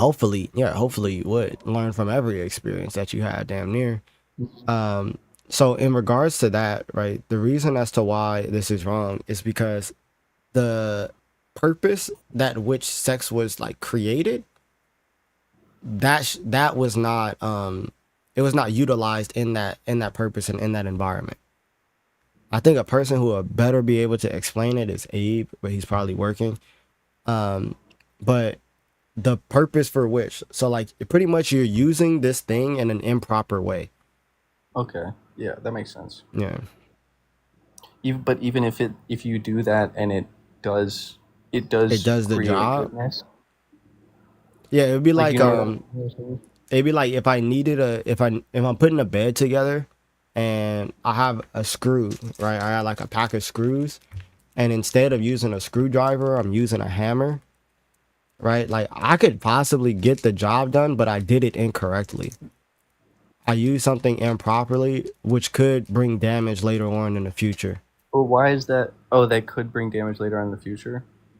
Yeah, But if it doesn't, and I think so, you just think that no matter what happens, if you have premarital sex, your life will be worse at some point bro, for that. I'm gonna let you know, I've had premarital sex. Like, I, Well, I'm just oh trying to no, discern I'm like saying that things that that you was a bonded. sin. I'm saying that that was a sin. Yeah. Okay. Yeah. So like, And do you think your life is like worse because that happened? yeah, And you think that goes for everybody? yeah, because like, so now I took that which was outside of marriage and what was intended for marriage, and I went outside the means in which God created it for, and I took it into my own hands to go and achieve that which God had waited for me or prepared for me in my own hands. So now that turns these desires that I have not into like actual love, but into lust. So when I got out of that relationship, I found that I'm struggling with the desires that I had for the one that I loved, but now she's not there. So I'm now doing this to myself. Right? Like I'm now abusing the thing, or because I took the thing that God had made for love and for marriage, I did that outside of the confines of marriage with the woman that I did not intend to marry. Like if you were to actually, like, I probably would have said it, but I probably didn't mean it. Like if you'd have put me on the altar, I'd have got cold feet type. Mm-hmm. So since I took that outside of the confines of marriage, I now struggle with things that is damaging to the flesh. I see. I see. I see what you mean specifically and about your situation. I feel like that doesn't go for everybody. Like I think there are situations where somebody has premarital sex or is in a relationship and they do that and it is beneficial for both people and that like doesn't come back to bite them. They grow as people and like that situation is actually very beneficial for Bless them. you. Yeah, Like and then you overall. I don't think it's like a nail and screw situation. um I think it's more like trying to hit a nail with a screwdriver. Like it still works, it still does the job, and it will still do the same thing. Why is it necessarily wrong to use anything else would besides a you, hammer? if you saw somebody hitting a nail with a screwdriver, would you stop them? No, I mean, like, why would I? What's wrong with that? If they were hitting a nail with a screwdriver? Well, if they were trying to like nail it in, if I understood what was happening, I mean, no, I wouldn't. Honestly, if I saw somebody hitting a screw with the like, I'm not just gonna stop random people for No, doing I'm saying something. like somebody like your kid or your little cousin or something like that. No, I don't think so. I don't think there's like if it works, but and this is getting like too into the metaphor. Like I don't think that that equates that specific situation. Yeah, so But so I do think personally, like I would stop that person to teach them the better way and the way in which these things were supposed to be but done. I wouldn't just, why is that way better? You know what I mean? because you're using the Because tools in which like that was created for this intended purpose. When you but if have it a still nail, works the same, why is one better? it's not gonna work the same. Why wouldn't it? Well, you can nail in a hammer with this with whatever you want. You could use your head if you really wanted to. Like you don't have to use a hammer to nail in a nail. But I feel like this is too semantic. Like this is not important. Either way, look into, if you want a book. There's a quick book to read on the historicity of the resurrection, which I really liked. If you want to read that, I could tell you the title of the book, and you could look into like the actual historical evidence for the resurrection. Okay. So it's called the Jesus Christ, A Case for the Resurrection of Jesus by Gary Habermas. If you want A Case for the Resurrection of Jesus by Gary Habermas, if you want, bro, you can email me, and I mean you could DM me, and I will email you the PDF if you want. Okay. I might. I don't Um, know. I feel like I don't know. I still feel like we disagree on a lot of things. Well, that's But what I'm saying. Look into had a the great conversation. yeah, I agree. Look into the scholarship on the matter. And Yeah, I will. No, I definitely will look into it more because it's very interesting to me. I just like I wouldn't say I definitely don't believe God is real. I just don't know, and like I wouldn't presume, like I don't presume to know. Like I don't think there's enough evidence for anything. well, I think that there's enough evidence for God's existence for sure. Yeah, I mean that's why I'm here talking to you about it. Yeah. Yeah, like there's good arguments for the existence of God. Um, and maybe start there. Maybe start with the arguments for the existence of God, because like when you get to the fact that God exists, then like you understand that miracles are possible. Like these things can be done. Uh, so maybe start from there. But there's really good arguments for the existence of God. All right. All right, bro. God bless you, man. Uh, Feel free to come back anytime, bro. yeah, I'll be around. Good talk. Yeah. God bless, man. Yep. See you. What y'all think? Should we keep taking guests up?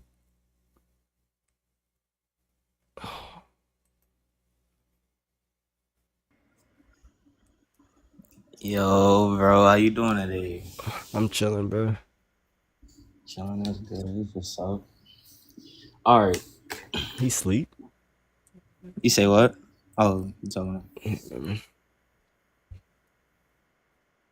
Been listening for hours? Impossible. I've been live for an hour and a half. Must have been up all night. What's up, real?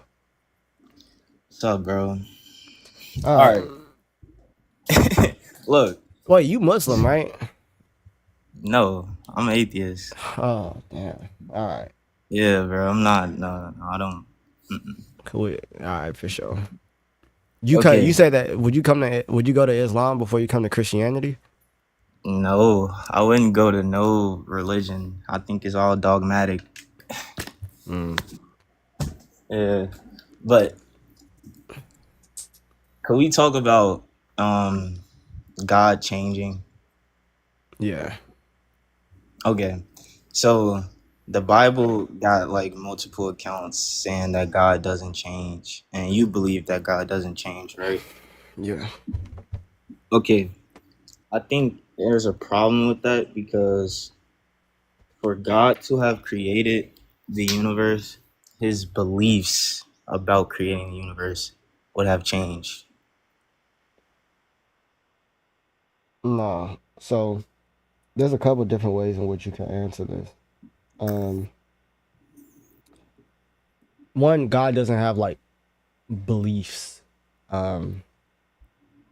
So that's one thing. There's no like belief that God has, or he doesn't have like this discursive knowledge.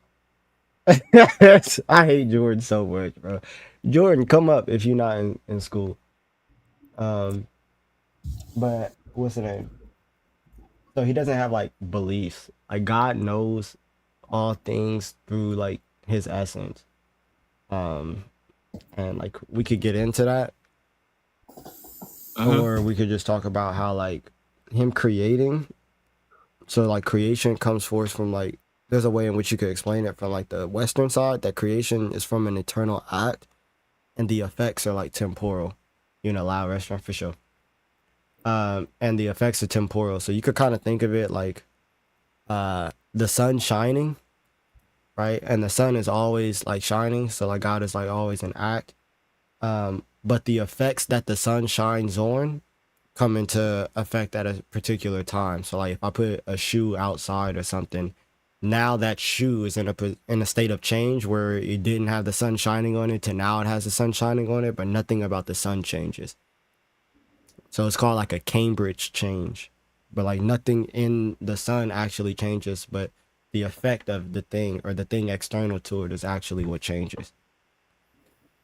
Okay, so you would disagree that prior to God creating the universe, he believed that he was going to create the universe. So you Hey, would bro. disagree with that. Hey, so I was just up here just yapping, huh? You ain't listen to a word I said. No, I heard what you said. The but first like, thing I said was that God don't have beliefs. But I'm just, but like, you believe that God is a mind separate of the universe, right? What does that have to do with beliefs? I mean, anything that has thoughts has beliefs. Yeah, God don't think like us. Like he don't sit here and deliberate, right? And then come to conclusions. God knows everything at an eternal moment, like, or not moment, but he knows all things eternally all at once. It's not sequential.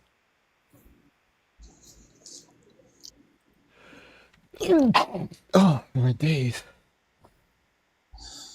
Did you hear me? Yeah, I heard you. Okay. All right, bro.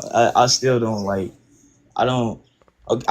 I can get like I can understand that like everything is like Thank you, man.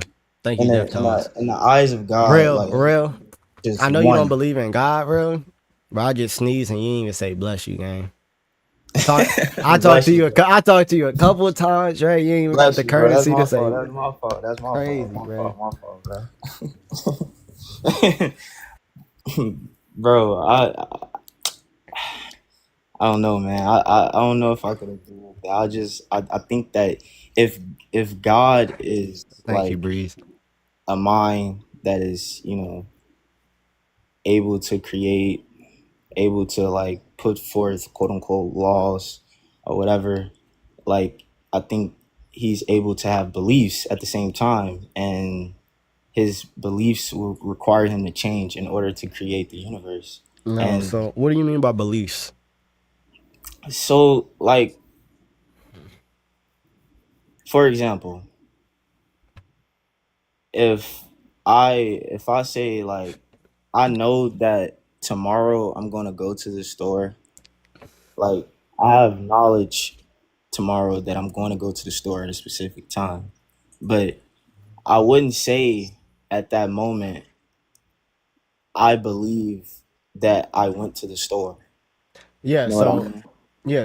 exactly, because you experience like you experience life and knowledge and time, right? So sequentially. So you're saying that in the future I'll be at the store. Right now I am not at the store, and these are like the propositions in which you're affirming or denying at particular moments in time. God exists outside of time, so his knowledge is not like that. Right. And if you say that God exists outside of time, Mhm. then he wouldn't have created the universe, because you would go from a state of not creating the universe and then creating the universe, or is there a workaround with that? Like, Yeah, so that's the analogy that I was giving. So there's one way in which you can understand it. God has an eternal act. Creation comes from this eternal act, but the effect is the effect is temporal. So um so that's the analogy that I was giving with the sun, and then the sun shining on the shoe. That's not a change in God. That's a change in creation, not in God. It's called a Cambridge change. okay, but in that analogy, you're referring to God as being the sun, correct? Like sun, like in the analogy. Yeah, yeah. Uh-huh. Okay. Now I'm giving Now, you an example of like God's act. Um, but I'm giving you an analogy of how there's nothing that's changed in God. The change takes place in the creation. but I don't think that's a good analogy for for creation though, because in that analogy, the sun doesn't create the shoes. I'm like the sun shining on the shoe. You're trying to say the sun shining on the shoes is the act of creation. I'm saying that notice how the shoe goes from not having the sun to Yeah, having the sun. right. That doesn't imply any change in the sun. That implies a change in the shoe and the disposition of the shoe. In like manner, the change would be in creation, going from not being created to created, not in the creator. Hmm.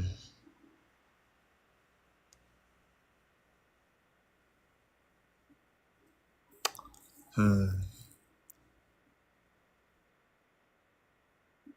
So God creating the universe wouldn't be an action Where do you get that from? because in order to complete an action, you have to be in time. Would you agree? No, No. no. How not? Explain how not. You can have an act like a principle of activity that is not timeless. Because so like for example, in regards to God, right? We understand that God doesn't change, and if he doesn't, because he's purely actual, or he's pure act, um, you because he's pure act, then he doesn't exist in time. He's not material, or he's not like subject to change, pretty much. So you have a being that can be logically demonstrated that exists outside of time, yet has an act in the sense that he sustains all of existence right now. But that act is not contingent upon time. Yeah, but you simply Hold but on, the hold on, hold on, hold on, hold on. Mhm. Somebody said that they don't understand. So we can go to demonstrate how there's a being that sustains all of reality right now that does not exist in time. This is an act. Now, this being is not subject to change. So there's nothing external to him that changes him. So from that conclusion, we can come to see that time is the measurement of change, right? So he's not in time, because if he's in time, he would change. This being can't change, so he's not in time. So Real is asking how do you know that something can have an act that can be outside of time? We would just argue for this being that exists outside of time that has an act. That's all we would have to do, and that's what I was But you're breaking down around. presupposing you're presupposing that he's outside of time. You can't do that. Like how can you look if you have an action like a How am I phone? presupposing it if I'm giving an argument for it? You're not. You're not giving an argument for Okay. it, bro. You've been in here and heard the argument for motion, right? No, well, to give me the argument for motion. Oh, okay. I thought you heard the argument for motion before. Okay. So the argument for motion is that change exists. And by change, we mean the actualization of potential. So by change, we mean that something goes from what it potentially could be to what it actually is. Okay. Okay. So change exists, but a potential can't actualize itself. Therefore, something already actual needs to bring about the actuality. So nothing that changes by itself, pretty much. Nothing that changes by itself. Yeah. Right. And Okay. you're saying like, and you're saying Hold on. Don't try to skip. This mm, leads to a chain of actualizers, each depending on the thing prior to it right now for its actualization. This chain can't go on forever, but it has to terminate in a first. This first can't have any potential, otherwise it would be in the chain. Therefore, it must be purely actual. A being that is purely actual is what we mean by God. Therefore, God exists. So, boom, now we got God's existence, and we have that God is this purely actual being. So then we could take that conclusion and then go to show that God exists outside of time. so you saying that you need a first to start a chain of reaction of potentials. Not even to start, but to ground it. So for example, the series that we're talking about, the chain of actualizers, think of Mm-hmm. it like that'd be a screensaver. Hold up. What's the name? So you take this phone, for example, that needs to be charged, right? If I plug this phone up and I plug the phone up and I plug it into an extension cord that isn't plugged into the wall, will it ever be charged? No, What if I plug another extension cord that isn't plugged into the wall? Will it be charged? it will not. Okay, what if that goes on for infinity? Will my phone ever be charged? No, not until you plug it into a wall. Exactly. So we're saying that this chain can't be infinite because everything depends on the thing prior to it for its actualization. So it has to terminate in a wall, something that isn't like the extension cords that receives power, but something that gives power.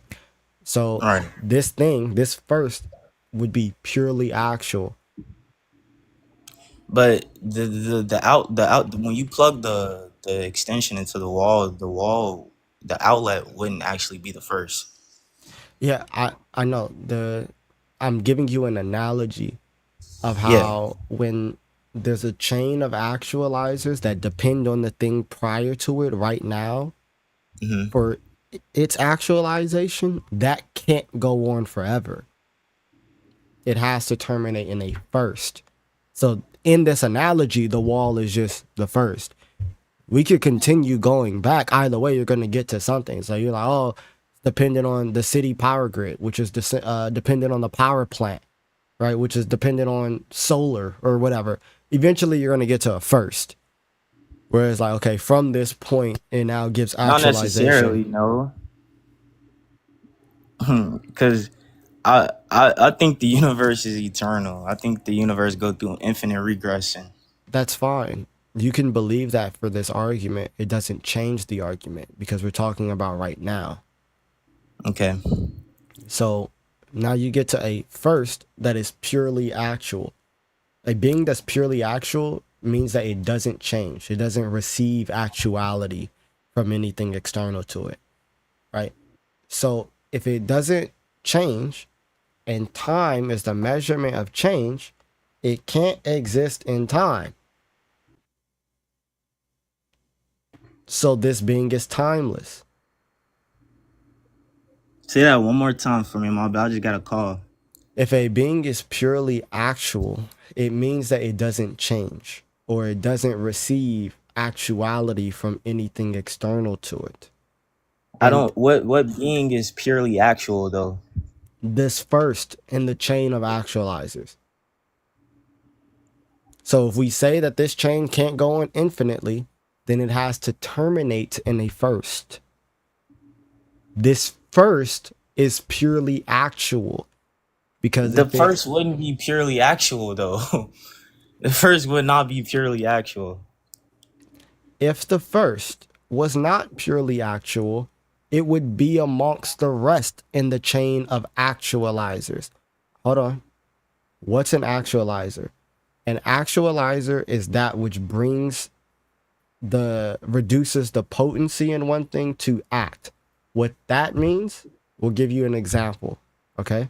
So if I put a pot of water on the stove, right? The pot of water has the potential to boil. Okay. But that won't be actual until the fire from the stove actualizes that potential. So the fire on the stove is that which reduces the pot of water's potency into act. The fire would be the actualizer in this sense of when we're asking the question, what's making the water boil? The things that's actualizing that potential is the fire. That's an actualizer, right? It's that which makes the thing actual or what it is right now. So if Okay, and this, then I'll ask you, what's the actualizer for the fire? the gas and the spark, And then the actualizer for that. it, And then we go in the infinite chain of me asking, what's the actualizer for that? that's where it would end. It would end in the gas and the spark. That's what causes the fire. Now you can go and say that you're the one who flips the switch, right? But that which actually like causes the fire or actualizes the fire is going to be the switch which gives the spark and shoots out the gas which starts the fire. It stops. It doesn't go Right. on infinitely. But you need the gas, right?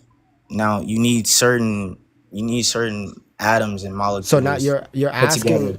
asking different things now. You're No, it's if not. you're It's still asking what your actualizes the original. gas. Okay, now so notice how your first question is what actualizes the fire? Yeah.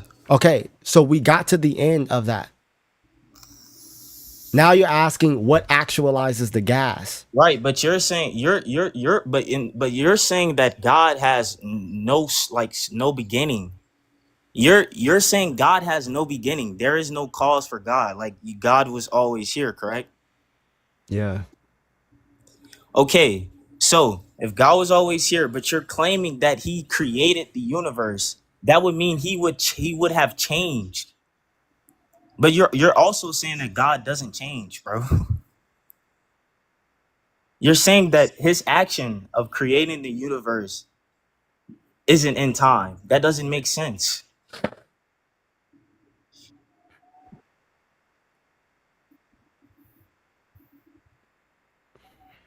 So time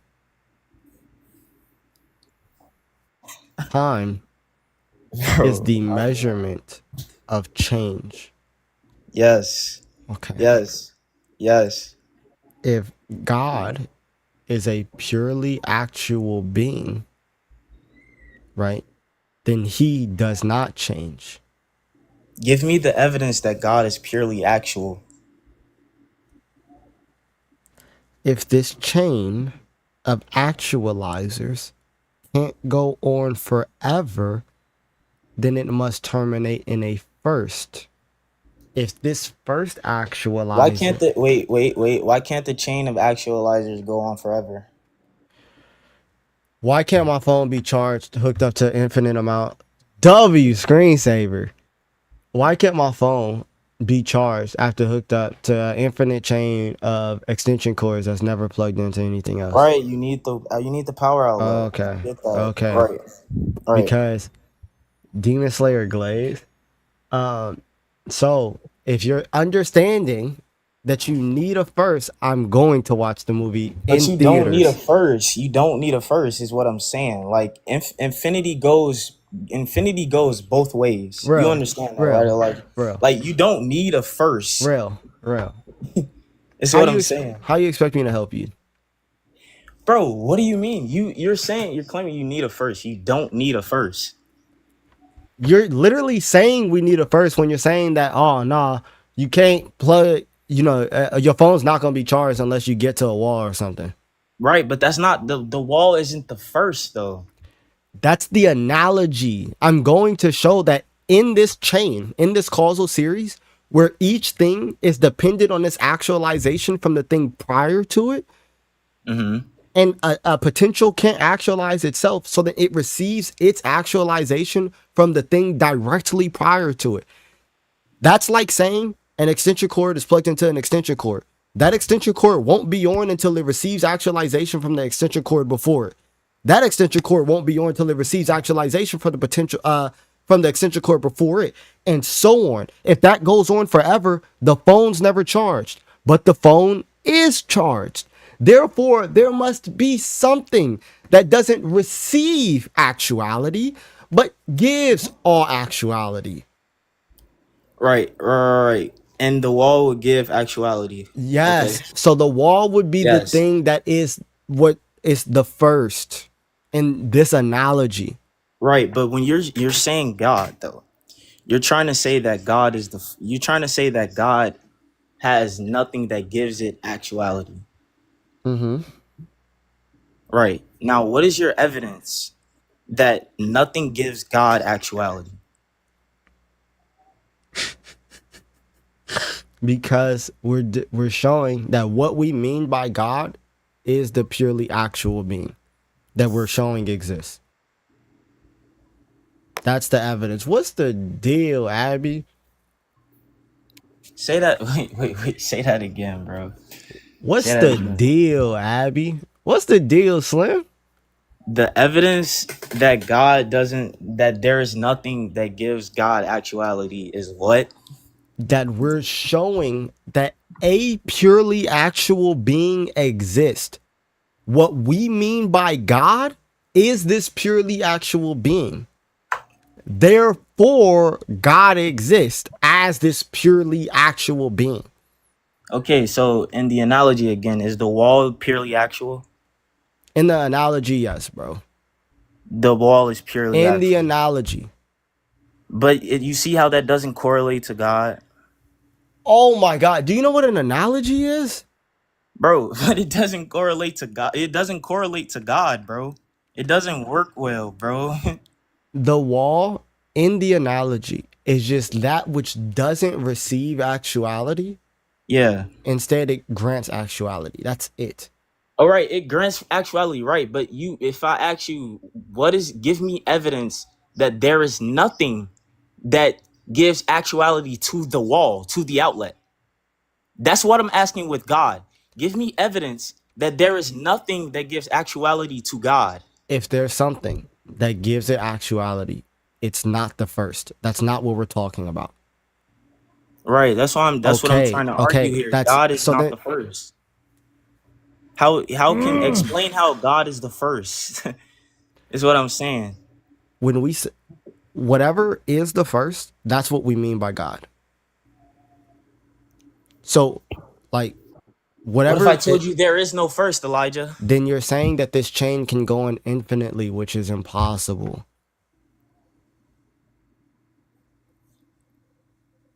You're literally saying that there's a first and there's not a first at the same time. You're Okay. literally contradicting yourself. No. What I'm saying is, okay, in the analogy, right?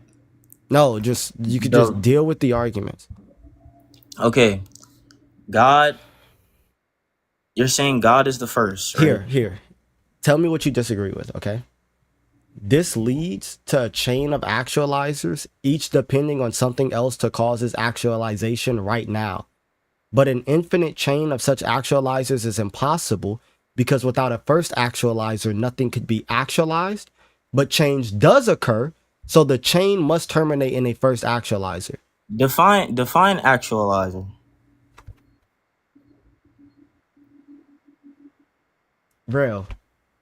Real. I need you to be 110% honest with me. Are you just rage baiting? No, I'm not rage baiting you, bro. I'm really trying to understand what you're Because you saying. was here. Somebody asked in the comments, hey, what is an actualizer? And I defined it for the person. I stopped you and I defined it for the person in the comments. You were here for it. Define it one more time for me, bro. You're asking what's an actualizer? Yeah, define And actualizer. yes, an actualizer is that which reduces the potency in one thing to actuality. All right, it reduces the potency from in one thing to actuality. Yes. Okay. Now, does God have an actualizer? I don't need a question. I need you to identify which premise you disagree with. All right, read your premises again.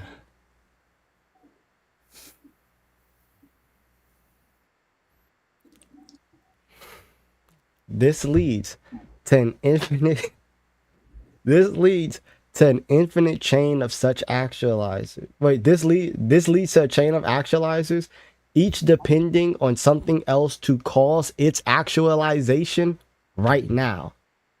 And Wait, what leads to a chain of what leads to an infinite chain of actualizers? okay, I'll go from the beginning of the argument. Okay, Mm-hmm. change exists, and by change we mean the actualization of potential. But a potential cannot actualize itself. Therefore, whatever changes is actualized by something else. Right. Right, cool. This leads to a chain of actualizers, each depending on something else to cause its change right now.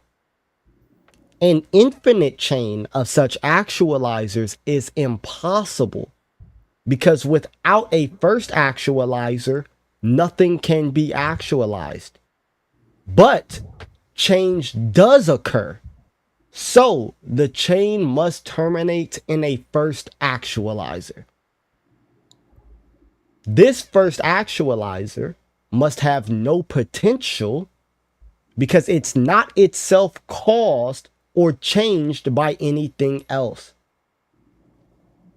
which means that it's purely actual. A being of pure actuality is what we mean by God. Therefore, God exists.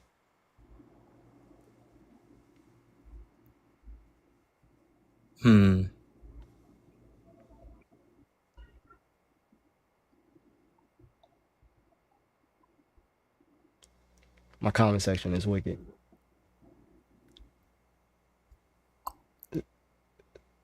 So you get it now? Yeah, I gotta come back. I gotta come back with. I gotta think about that shit, and I gotta come back on that. All right, for sure, bro. All right, for sure. God Thanks for bless. talking to me. Of course.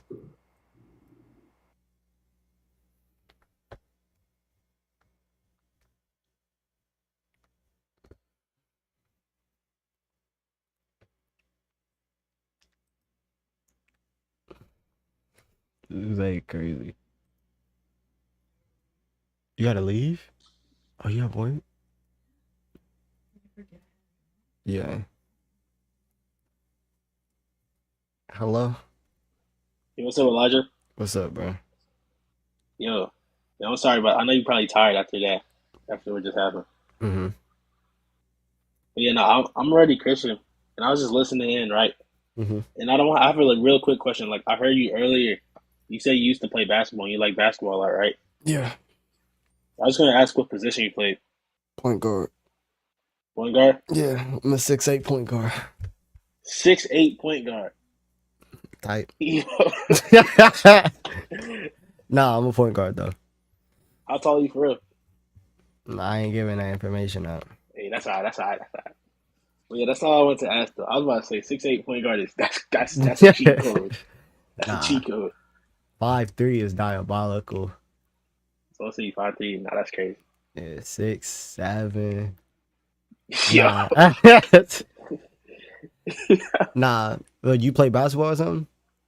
Yeah, I used to a lot. I used to play small forward, no center in middle school because I was just tall. But But you ain't had no real footwork, no post game for real. You didn't know not what you was really. doing. I was just in the paint, just posting up, just throwing layups in the air, man. It was going in though. Alright, It for was going in. sure. What's the most points you Yeah, score in the game? probably like 20 something. Alright, that's honest. I give you that. Yeah, 20 Yeah, something. yeah, that's what's up. Yeah. God bless you, bro. God bless, bro. That's honest.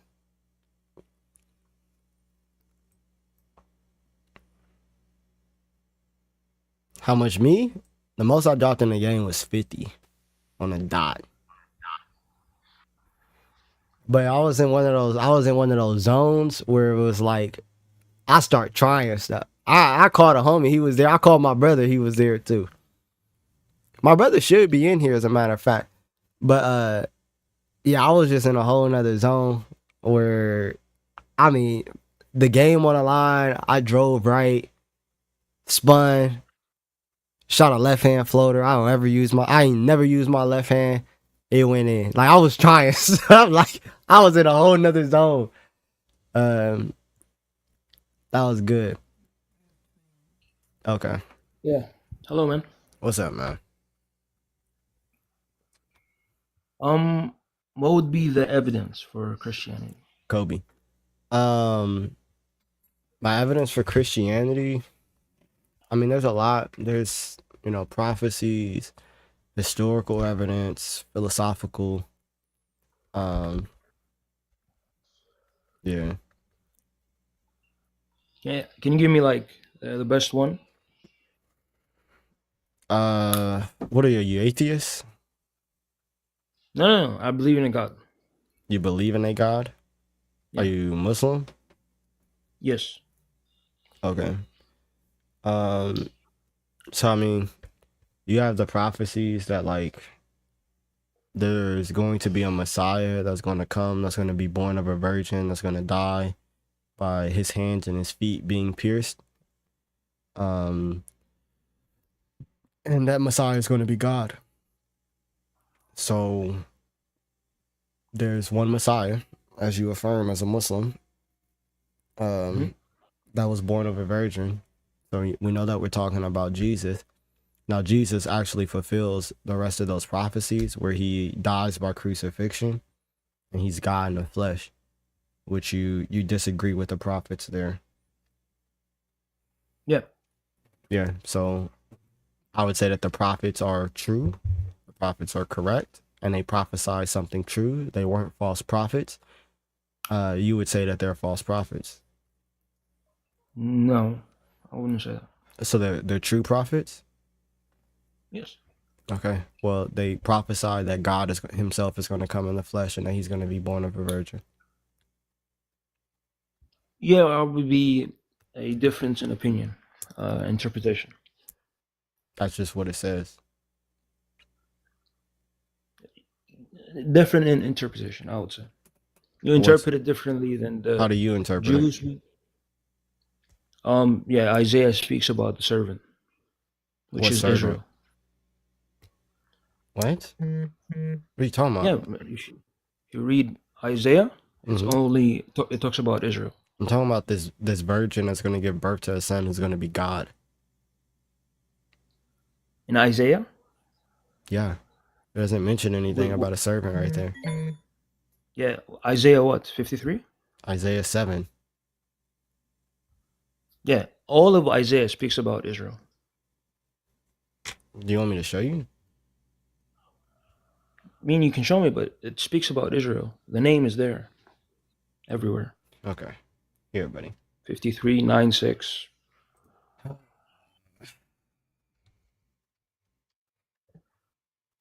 Yeah, I'm not going to have a conversation with you about Isaiah 53. Yeah, I didn't want to go to Isaiah. I just asked you for your evidence, and you said he fulfills a prophecy in the Old Testament. He fulfills the prophecies in the Old Testament. So here. Is something wrong with the Wi-Fi? All right, then. The Lord himself will give you a sign. Look, the virgin will conceive a child. She will give birth to a son and will call him Emmanuel, which means God with us. Where is this talking about a servant? Is Jesus called Emmanuel? Yeah. Where? We literally sing songs about him. Emmanuel. That's literally what we sing. Yeah, okay. So this thing, let's say I'm agnostic. So can you show me evidence? Why would I say that you're agnostic? Because you're not giving me evidence. You're just saying he fulfilled the Old Testament. I don't believe in the Old Testament. Oh, you said that you believe that the prophets were true. That's why we went to the prophets. Right. I don't think you have their books. So that's what I'm saying. What's the best evidence? Without using the book. I mean, you can use the book for something. But you cannot go to the Old Testament and say, oh, this means the New Testament. Therefore, God is true. Therefore, Christianity is true. Doesn't make sense. You said that you don't believe that we have the books. What's the evidence we don't have the books? What's the evidence you don't have the books? Mm-hmm. You don't have them, according to me. What's the evidence? It's my opinion. Based in what though? Do you just not you don't have no reason? It wouldn't matter to my question. Let's say you have the book, don't have the books. But it matters though. Like, so you're saying that you don't believe that we have the books. I'm asking, like, why do you believe that? Surely you have a reason. You're a rational being. What's the reason you believe we don't have the books? Right. So you prove God is real by what? Using the Old Testament? What's the reason you think we don't have the books? Yeah, because the Quran said it's corrupted. The Quran said it's corrupted? Why do you believe the Quran? Because the Quran comes from God, according to me, according to my paradigm. How do you know that? But I'm not here. Yeah, I'm not here to talk about the Quran or your belief. I'm just asking you, what's the difference? So are you Muslim or not? Brother, I'm just asking you. I'm asking, are you? Because for a second ago you said you was agnostic. Are you Muslim or not? No, yeah, just say I'm agnostic. No, I want you you're to not say gonna that. answer I my want question. you to say that you don't know whether or not a God exists. Can you tell me that?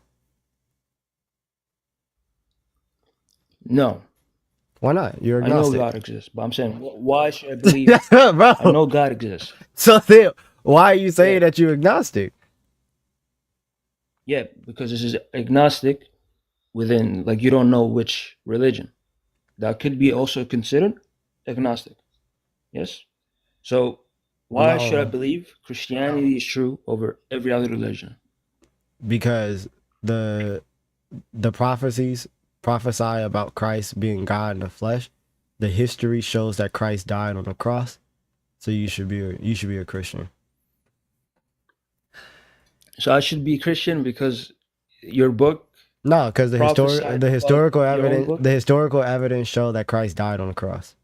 The Quran says that Christ did not die, so we would just go with the historical evidence. Okay, so someone got crucified, therefore Christianity is true.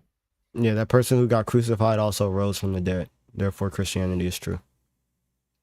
Okay, can you show me that you have historical evidence of him resurrecting? Yeah, Okay, go ahead. you have the testimony of his disciples. That's circular. That's not circular. What? Yeah, you're just saying the believers believed something. You want me to show evidence? you want me to show you outside the Bible that the believers believe something? No, historical evidence. Okay. I mean, I guess that's what you want.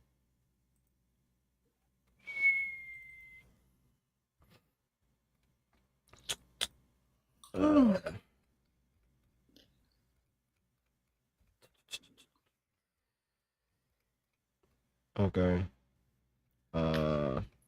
You okay? Yeah. Okay. So you just wanted me to show you external biblical evidence. External evidence that the believers believe that they saw him risen from the dead after. Right? Sure. Okay. This is Josephus. The new scholarship that came out on him. It says, and at this time, there was a certain Jesus, a wise man, if indeed one ought to call him a man, for he was a doer of incredible deeds, a teacher of men who received truism with pleasure. He bought over many from among the Jews and many from among the Greeks. He was thought to be the Christ. And when Pilate had him condemned to the cross at the accusation of the first men among us, those who were at first devoted to him did not cease to be so, for on the third day it seemed to them that he was alive again, given that the divine prophets had spoken of such things and thousands of wonderful things about him. And up until now, the tribe of Christians who were named after him has not disappeared. Yeah, that would be a forgery. That's not a forgery. This is literally the new evidence that came out this year talking about Josephus's work. And he goes to show how it's not a forgery. Josephus would not call Yeshua, Jesus, or you would not call him Christ. Do you see what it says? Do you see what it says? I know. It says Christos. Christos is Christ. He was thought to be. You see that? Oh, no problem. But this is a consensus that it's a forgery. You know that, right? No, it's not. Brother, I'm showing you the new scholarship that has come out this year on Josephus's text. Yes, brother. And I'm telling you, it's a forgery. He renders it properly using all of the sources showing what Josephus actually wrote. He was thought to be the Christ. And then he goes on to still say that when Pilate had condemned him to the cross at the accusation of the first men among us, those who were at first devoted to him did not cease to be so. For on the third day it seemed to them that he was alive again, given that the divine prophets had spoken such things and thousands of other wonderful things about him. Yeah, Elijah, if I show you that this is a forgery, are you going to still take it as evidence? Do you not understand where this is from? Brother, I know this is a quote from Josephus. So the thing that you're saying is a forgery is that you have a quote from Josephus saying that Jesus was the Christ. That's not what this says. What I'm showing you does not say that. Yeah, I'm saying the whole thing is a forgery. No, Josephus it's never not. talked about that resurrection. Okay, if I show it to you. I'm literally giving you the scholarship right now of what it says. And I know if you look this up, right, the consensus of this, that it's a forgery. Just look it up. Finally.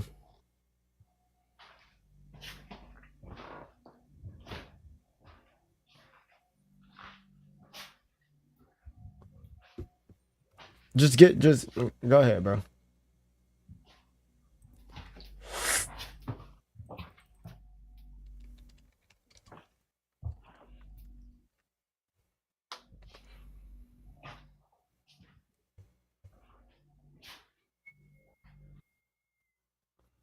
Hello. Yeah, did you look it up? What do I need to? I'm literally in the book. I'm in the book right now of the most recent scholarship on the topic. Okay, let me give you. I'm literally showing you the book right now. Yes, you're showing me a report that was attributed to Josephus. No, this is here. This is an entire book. It's a scholarly book, bro. You see how it's the new evidence for the one called Christ, published by Oxford. Yes, yeah, the new evidence. It's a book. Yes, this is the book that takes a report from Josephus. Yes, this is, and you see the scholars who are talking about this, and then you can go down Yes, and it's you not can. new. The report has been there. This came out in 2025. What are you talking about? Yes, the book came out in 2025, but the Josephus report has been there for years, and it's been. There's new evidence on the consensus. There's new evidence on the Josephus report where he details what Josephus actually said using Josephus's writings to articulate what Josephus actually says in the Testimonium Flavianum, and he gives a reason and he goes to show how this is authentic and the way in which it's supposed to be rendered. That's what he's that's what he's writing here. He's showing the original Greek, and he's showing the way in which it's supposed to be rendered using Josephus's writings. What's the book called? Right here, Josephus and Jesus, by T.C. Schmidt. T.C. Schmidt. Yes. I'll go look it up. Okay. God bless you, bro. Peace.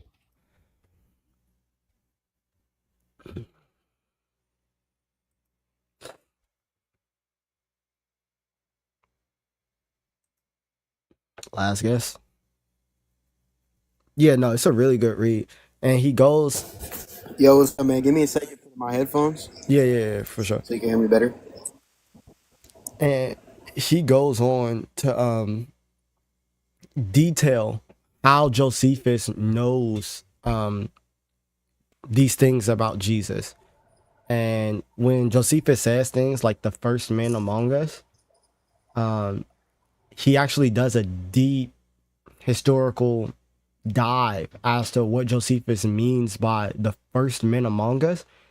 And he goes to show that Josephus's like right-hand man, well, this is just one of the people, but Josephus's right-hand man was like the son of the people who was on the council that condemned Jesus to be crucified.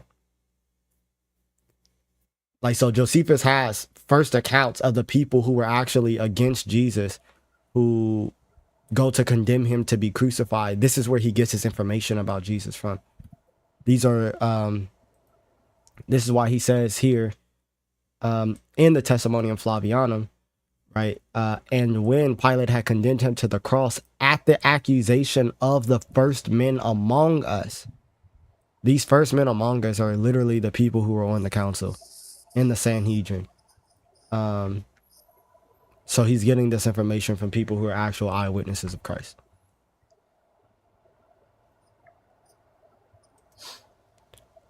And there's I'm ready when you are. And there's what's the name? Inspiring Philosophy. How I found out about this book and this research. Inspiring Philosophy had him on his channel, and they did a whole interview and everything.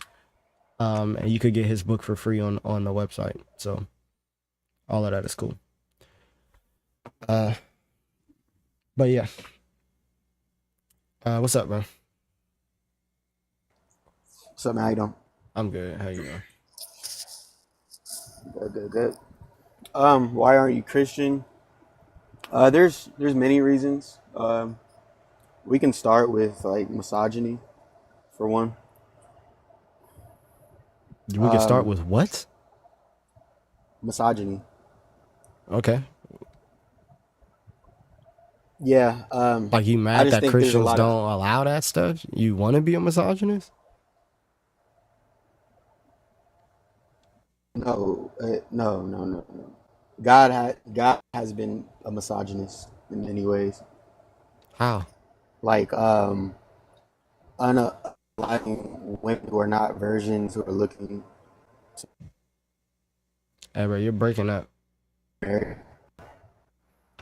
You're So breaking up if you were, can you hear me better? a little bit. Yeah. So if you wanted to get married as a woman, and you were not proven to be a virgin, you were stoned to death. What? If you wanted to get married as a woman and you were proven to not be a virgin, you were stoned to death.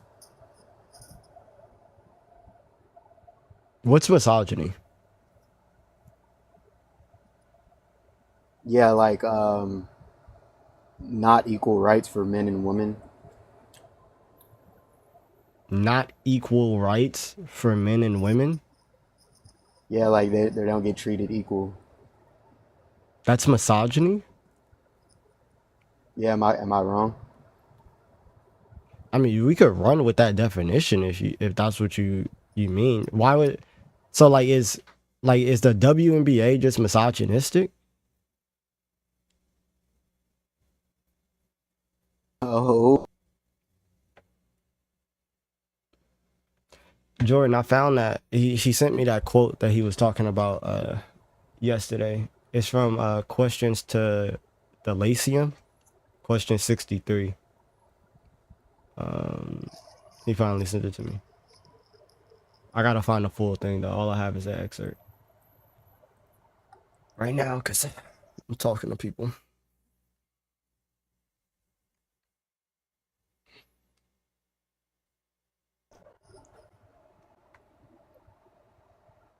is that do you get what I'm trying to say? You keep cutting out. You haven't said anything for like the past minute. Hello? I've can you hear me or no? You keep cutting out. Hello? Yeah, hello? I don't know if you're Yeah, I'm going saying it's not fair. if you're going off screen, I can't hear you when you go off screen. No, I'm not. I'm saying it's not fair for women to be unalive for not being virgins looking for marriage, but it doesn't matter for men, is what I'm trying to say. What's the name? The Bible literally says that I love you. The Bible literally says that like the people who are gonna inherit like the kingdom first is virgin men. So it literally prioritizes men being virgins as well. Yeah, but they wouldn't be stoned and unalive for it. Yeah, so when I don't know, do you have a verse or something that you're talking about that you just want to explain? Yeah, I have a hard time pronouncing Deuteronomy. How do you say it? However you say it. Duet 22:13 through 21. Okay, so we're gonna walk away better than when we came in here, right? So the way you Right. pronounce it is Deuteronomy. Cool. Say it. Dude, we know what we're talking about. No. Bro, so you don't have to do this again. I'm not trying to Deuteronomy. For example, this. Deuteronomy. All right, so there's a battle rap bar, right? There's a battle rap bar that go. I don't know if you listen to battle rap, but it might help you understand. We pray that every bullet that enter us, exit us. You can't find that in Leviticus. And he talked about how he put numbers on your head. He said, "Do you know what they would do to honor me? Do to honor me? Okay, do to honor me. Okay, cool. Deuteronomy." All right, Deuteronomy. Yeah. All Yeah. right. All right. All right. All right. So you said Deuteronomy what? 22, 13 through 21. Yeah, that was fire, not gonna lie. That was bars. And every bullet that hit her, excellent. You can't find that. That's so fire. I love battle rap. But all right. Um, the woman must be taken to the door of her father's home, and the men in that town must unalive her, for she has committed a disgraceful crime in Israel by being promiscuous while living in her parents' home. In this way, you shall purge the evil from among you. If Yeah, and if a man is discovered committing this act, both he and the woman must be unalive. It looks good. Well, no, not necessarily. The man would just have to pay the father. Oh, you're talking about that. Yeah, so like they lay out a cloth, and if the cloth doesn't have blood on it, then So the thing is that people would go and they would try to have like sex with these virgins and then try to dishonor them when they're living in an honor shame society without any proof or without any evidence. And the whole thing that God is trying to do is trying to preserve and protect his people from looking like the nations outside who commit all of these sexually immoral acts. So when you're reading these code of laws, you don't read them like a prescribed code of laws. Like this needs to be followed at every single instance. That's not what happens. Which is why judges are put in place in order to take the law into account and then make proper judgments on the account. But pretty much it's like, hey, adultery or dishonoring your parents, going against the 10 commandments, right? Of honor your mother and your father, going against the law of God is worthy of death. That's the lesson that the law is getting forth. yeah, so you find that just to be unalive for not being a virgin? For bringing shame on your parents, that is not just being a virgin, it's for bringing shame on your parents, for being disgraceful and being promiscuous while living in her parents' home. Yeah, you think that deserves death? Yeah, that's directly going against the command of God. Yeah, you look good. So your morality lays to where you would say if a woman wants to get married and she is not a virgin, she deserves to be unalived. That's where your morality stands? That what? My fault, my girl was leaving. Is that where your morality stands? That a woman should be unalived if she's not a virgin and wants to get married? And wants to get married? Yeah, bro. What? No. So this is a person who just brung shame on her parents for being promiscuous. She's going around, she's sleeping with dudes. Now, we're not required to live under this standard right now. This law is set for a specific standard in time. So I'm not going to hold that this person needs to be stoned to death right now. The Bible doesn't say that I need to do that. Yeah, I understand that, but I'm not talking about a time of society right now. I'm talking about the morality of your God. Do the laws not reflect God's morality? No. No. No. So what is the purpose of the law? It's to try to help keep a sick and wicked people in line so that we can withhold and withstand God's morality in the future. That's like, Right. yeah, that's like Right. God. Hold on. That's like when God gives laws on divorce. God doesn't like divorce. He hates divorce. Divorce was never supposed to be a thing. But he's giving parameters of divorce to protect his people from just doing wicked acts. But then when we see Jesus, who is God incarnate, talking about these things, he shows that, well, this was allowed for you because you guys are wicked. But divorce was never supposed to be a thing. What Yeah. God joins together, let no man separate. So when you read this in the law, it isn't like God wants this or this is what God desires or this is good. No. This is given to like a wicked people to try to like help them get better. Like how Okay. when somebody goes into rehab and sometimes for like the first night they'll give them a little bit of the drug that they're trying to get off of to like help them get through the night, but then they're going to keep them there. It's not that drug is good at all. but they're trying to help them be better in the future. So while God is dealing with this wicked and adulterous generation, which he always talks about, he gives specific laws for specific things to try to protect them from their own wickedness. But this isn't like God's perfect moral standard of goodness. No. So okay, yeah, I understand what you're trying to say, but where does it seem just for that? It just doesn't seem of any type of just or any type of good, and then to say that like, oh, it's a wicked time. Time today is wicked as well. No, so yeah. So I think that you would have to understand things about that society. So there was things that was offered for a bride. And the more beautiful your bride or the virginity of your bride is highly valued, right? Because it shows the type of parenting that you have, her own righteousness. Her virginity is highly valued. So when that the daughter goes and does something and she's promiscuous, not only does she bring shame on her household in that generation, but also the way in which the like this generational wealth has occurred and the paying of the bride price and things like that. She strips that away from her father and her mother. So like that's what a lot of things that you don't understand, like the 10th commandment of honor your mother and your father. It isn't like, oh, just obey everything that they tell you to do. But amen, Abby. It isn't just like obey everything that they tell you to do, but it's talking about when they're older, everything that they've invested in you, you're supposed to go back and give that unto them. Right? That's what it means to honor your father and your mother, which is why when Jesus talks about it in the New Testament, he goes against the Pharisees for what they do and how they break that commandment. So when the bride or the daughter takes that away from her parent, she's directly breaking the 10 commandments of honoring your father and your mother because you're not taking care of them. You're supposed to pay this back unto them. And this is a way in which she's paying that back unto them. And that deserves unalivement. Going against the command of God, you're going to like face death. That's the purpose.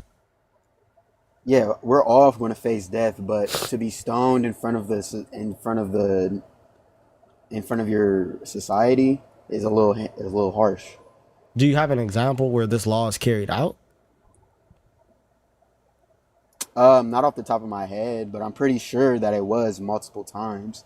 If it was in You'd have if it was in the to Bible. you'd have to give an example, right? But it would be like me. What's the name? Oh, if I know that if I steal, I'm gonna go to jail, right? Because the law is already set. But you're like, yo, like stealing is not crazy. Like I'm literally in here with people who grape and unalive, and I'm in here for theft. Like that's a harsh punishment. But this is the punishment that was put upon because going against the law is very, Yeah, but even dangerous. that doesn't equivalent to unalivement still. And Yeah, if so it that's why I'm saying that when you read the law, you can read it a lot like Proverbs. So what the law is getting forth is that going against the law of God or the command of God is worthy of death, right? So it should be taken seriously. But the law is not read nor understood as this prescribed code of laws. There's a lot of people that like a lot of scholarship that goes into the way in which the law was understood and interpreted in the Old Testament. Yeah, and the reason I said it was misogyny was because that men were not held to the same standard. They practiced monogamy, I mean poly, and they Men are in a different predicament. So there is no evidence for men's virginity, right? So if somebody brings this testimony against a man, there's just no way to like clarify whether or not this thing happened. right. So But did you lot of also people, know that it would be not like all women bleed on their first time?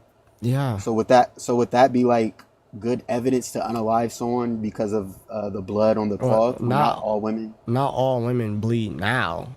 But what's the name? Wait. People sit here and they bleed, and it was given as a protection for just these wild accusations that men would bring against women and be like, she's not a virgin, or whatever the case may be. Like the father could still give like a testimony for his daughter's virginity, even if she didn't bleed. Wait, so are you saying that back then women bled every time? No, I don't know. I appreciate you, Soma. Yeah, so it's just not a good source of evidence to unalive someone. Yeah, Even if so they here, did bleed, I don't I think don't it's think right. you're listening. Do you know what the Salem witch trials are? Yeah, I'm a little familiar, but I don't know off So the top of yeah, my so head. like what the Salem witch trials was is that people were just going around claiming that everybody was a witch, and then they would like burn them at the stake to figure out whether or not they was a witch, or they would drown them to figure out whether or not they was a witch, right? This like laws like this are put in place to like protect. It would be like when people be like, "Hey, you need to bring some type of evidence for us to believe that this woman is a witch." Because otherwise, men would just go around, sleep with a woman, and then because they want another woman, they would be like, "Hey, we're gonna kill this one off," just off of the ridiculous testimony of a man, and the woman has nothing for herself. So it was a law that's put in place to try to protect them. Okay.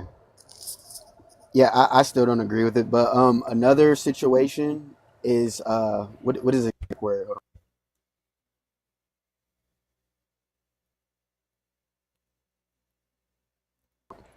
Levirate marriage. Uh, Deuteronomy, whatever. 25, 5 through 10. No, I'm not going there until you say it right, bro. Bro, I'm just not good at saying that word. Don't say that. You can say the word. It's fine. Just say the word. I gave you a whole analogy as to how to remember it and how to say it. Believe in yourself, gang. Like, you're a well-spoken individual. You could say Deuteronomy. Deuteronomy. Deuteronomy Deut 25, 5 through 10. Say Deuteronomy. Say do to honor me. Do to honor me. Okay, and just say that. Say that fast. Yeah, do to honor me. Sure. 25, That's 5 through 10. Basically, it was basically saying that Deuteronomy what? 25, 5 through 10. It's basically saying that if someone, if your brother were to pass away, Oh yeah, Levite marriage. yeah, so basically like take their wives without consent. What the? What? No. Why and what no? Yeah, it's not take their wives without consent. It's ridiculous. I don't know where you get that from. I mean, not it doesn't literally say that, but that's what it sums up to. No, so you can't divorce it from the culture in which they live. So the way in which a woman would be cared for would be by her husband, by her spouse, right? So if her husband dies, one, you're supposed to stay like within the same family, and that woman, that widow, still needs to be cared for.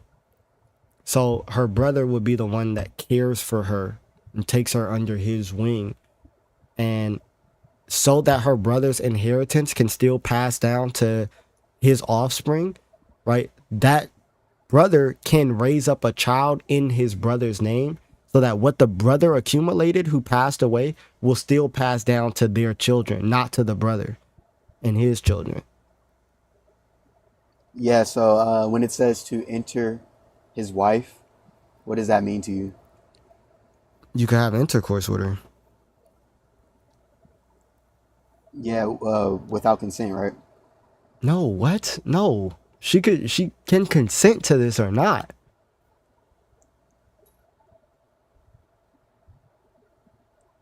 That's like, have you, She I mean, can. it seems like you deep in the Bible. You remember reading the book of Ruth? Yeah, a little bit of it. I don't remember off the top of my head everything. What do you remember? Very not much at all. But like, if you were to like talk about it, you could spark my memory on it. Yeah, so in the book of Ruth, remember like she's with a widow looking for a husband. Some of these things start ringing any bells? I'm sure you read it before. Yeah. Yeah, but either way, Ruth, in a similar predicament, makes a decision as to whether or not she's going to marry the individual. Oh yeah, and Genesis 38 too. The women in Jewish culture make the decision as to whether or not they want to marry an individual. This is even in like the midrash too, like in the Jewish literature today. Like a woman's not supposed to be married until she says that she wants to marry so and so. So women aren't just like going into marriage like that's true, Abby. So when you said the woman gets to choose, are you saying the woman can say no, or is it if the man doesn't want her? No, the woman could say no in Jewish culture. Where does it say that? I think that's outside of the Bible. Let me see. Uh,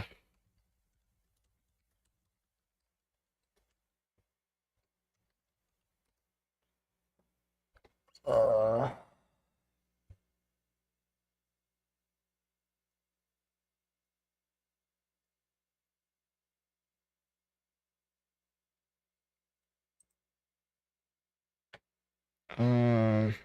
because I think I remember reading about that in Philo of Alexandria's writings. So I think when we look outside the Bible as to how things were ran, um, but we get the idea, like in the Book of Ruth, um, where like she goes forth and like Daniel proposes to her husband, like she chooses. Uh,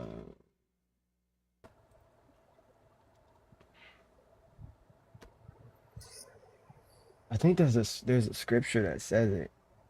I just can't remember off the top of my head.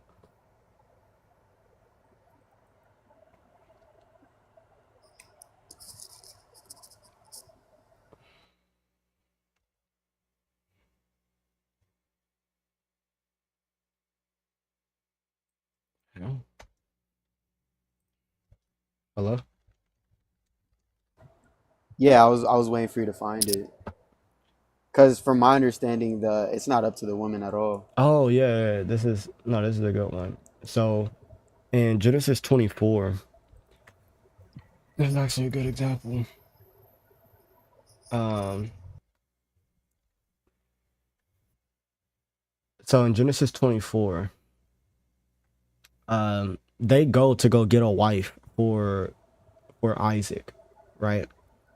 Um, they say we want Rebecca to stay with us 10 days. Her brother and her mother said then she can go.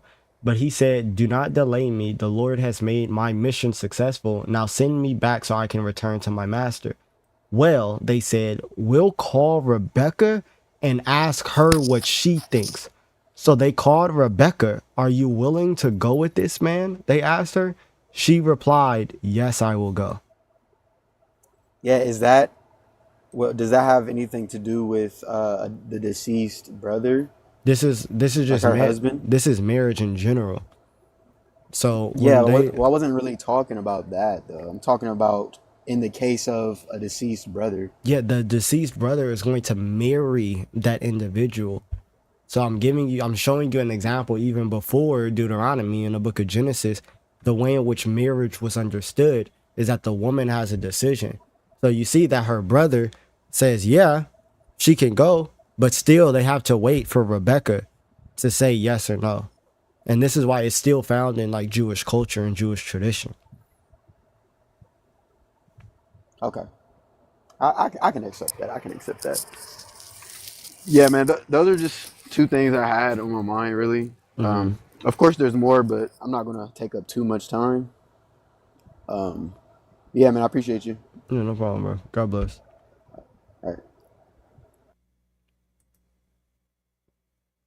2 hours 45 minutes. I think that's more than enough time. Um, what do you guys think?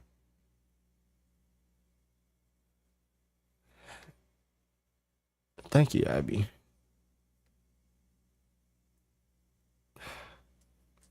Light work. Light work? That's some heavy lifting. I ain't gonna lie to you, bro. You think we good? We good? Alright. Sound like we good. Nah. Alright. 6, 7. Nah, God bless you guys. Dear Heavenly Father, thank you for this day and thank you for this time that we was able to have together, Lord. Please bless those in the chat, anybody that came up or was in the chat at a time. I pray that they had any questions answered, that they just move a little bit closer towards you. I ask that you guide them on their walk, on their search, Lord, and you guide all of us, lead us into the truth and further into you, Lord. I ask that those who do not know you as your Lord and Savior, that over time that you just reveal you yourself unto them. And those who do know you as a Lord and Savior, that we grow closer to you, that we lead in love and with patience and with kindness. I ask that you please fix me, for I am wicked. Help me with my patience and my kindness and my love, Lord. Please just make sure that I lead with love. I ask that you continue to just move me to the side and speak through me in all cases. Just make us better Christians and better disciples in order to follow you. And by all means, help us preach the gospel and to use words if necessary, Lord. I ask this in the name of the Father, the Son, and the blessed Holy Spirit. Amen. God bless all of you. In the name of the Father, the Son, and the Holy Spirit. And shout out to YouTube. 14 viewers right now. We slowly moving up. Y'all sitting here, y'all doing y'all marketing. Y'all like, hey, bro, like, you know, you should probably go listen to this dude Elijah. You know, it'd be like 3-4 people in here. And then y'all brung one, and then another one brung one, and now it's like it's a little bit of a party in here, and I appreciate it. What I'd appreciate is if the 14 people in here liked the live right now, like this video. It really helps. So I appreciate it. I appreciate every single one of you guys. God bless all of you. In the name of the Father, the Son, and the blessed Holy Spirit.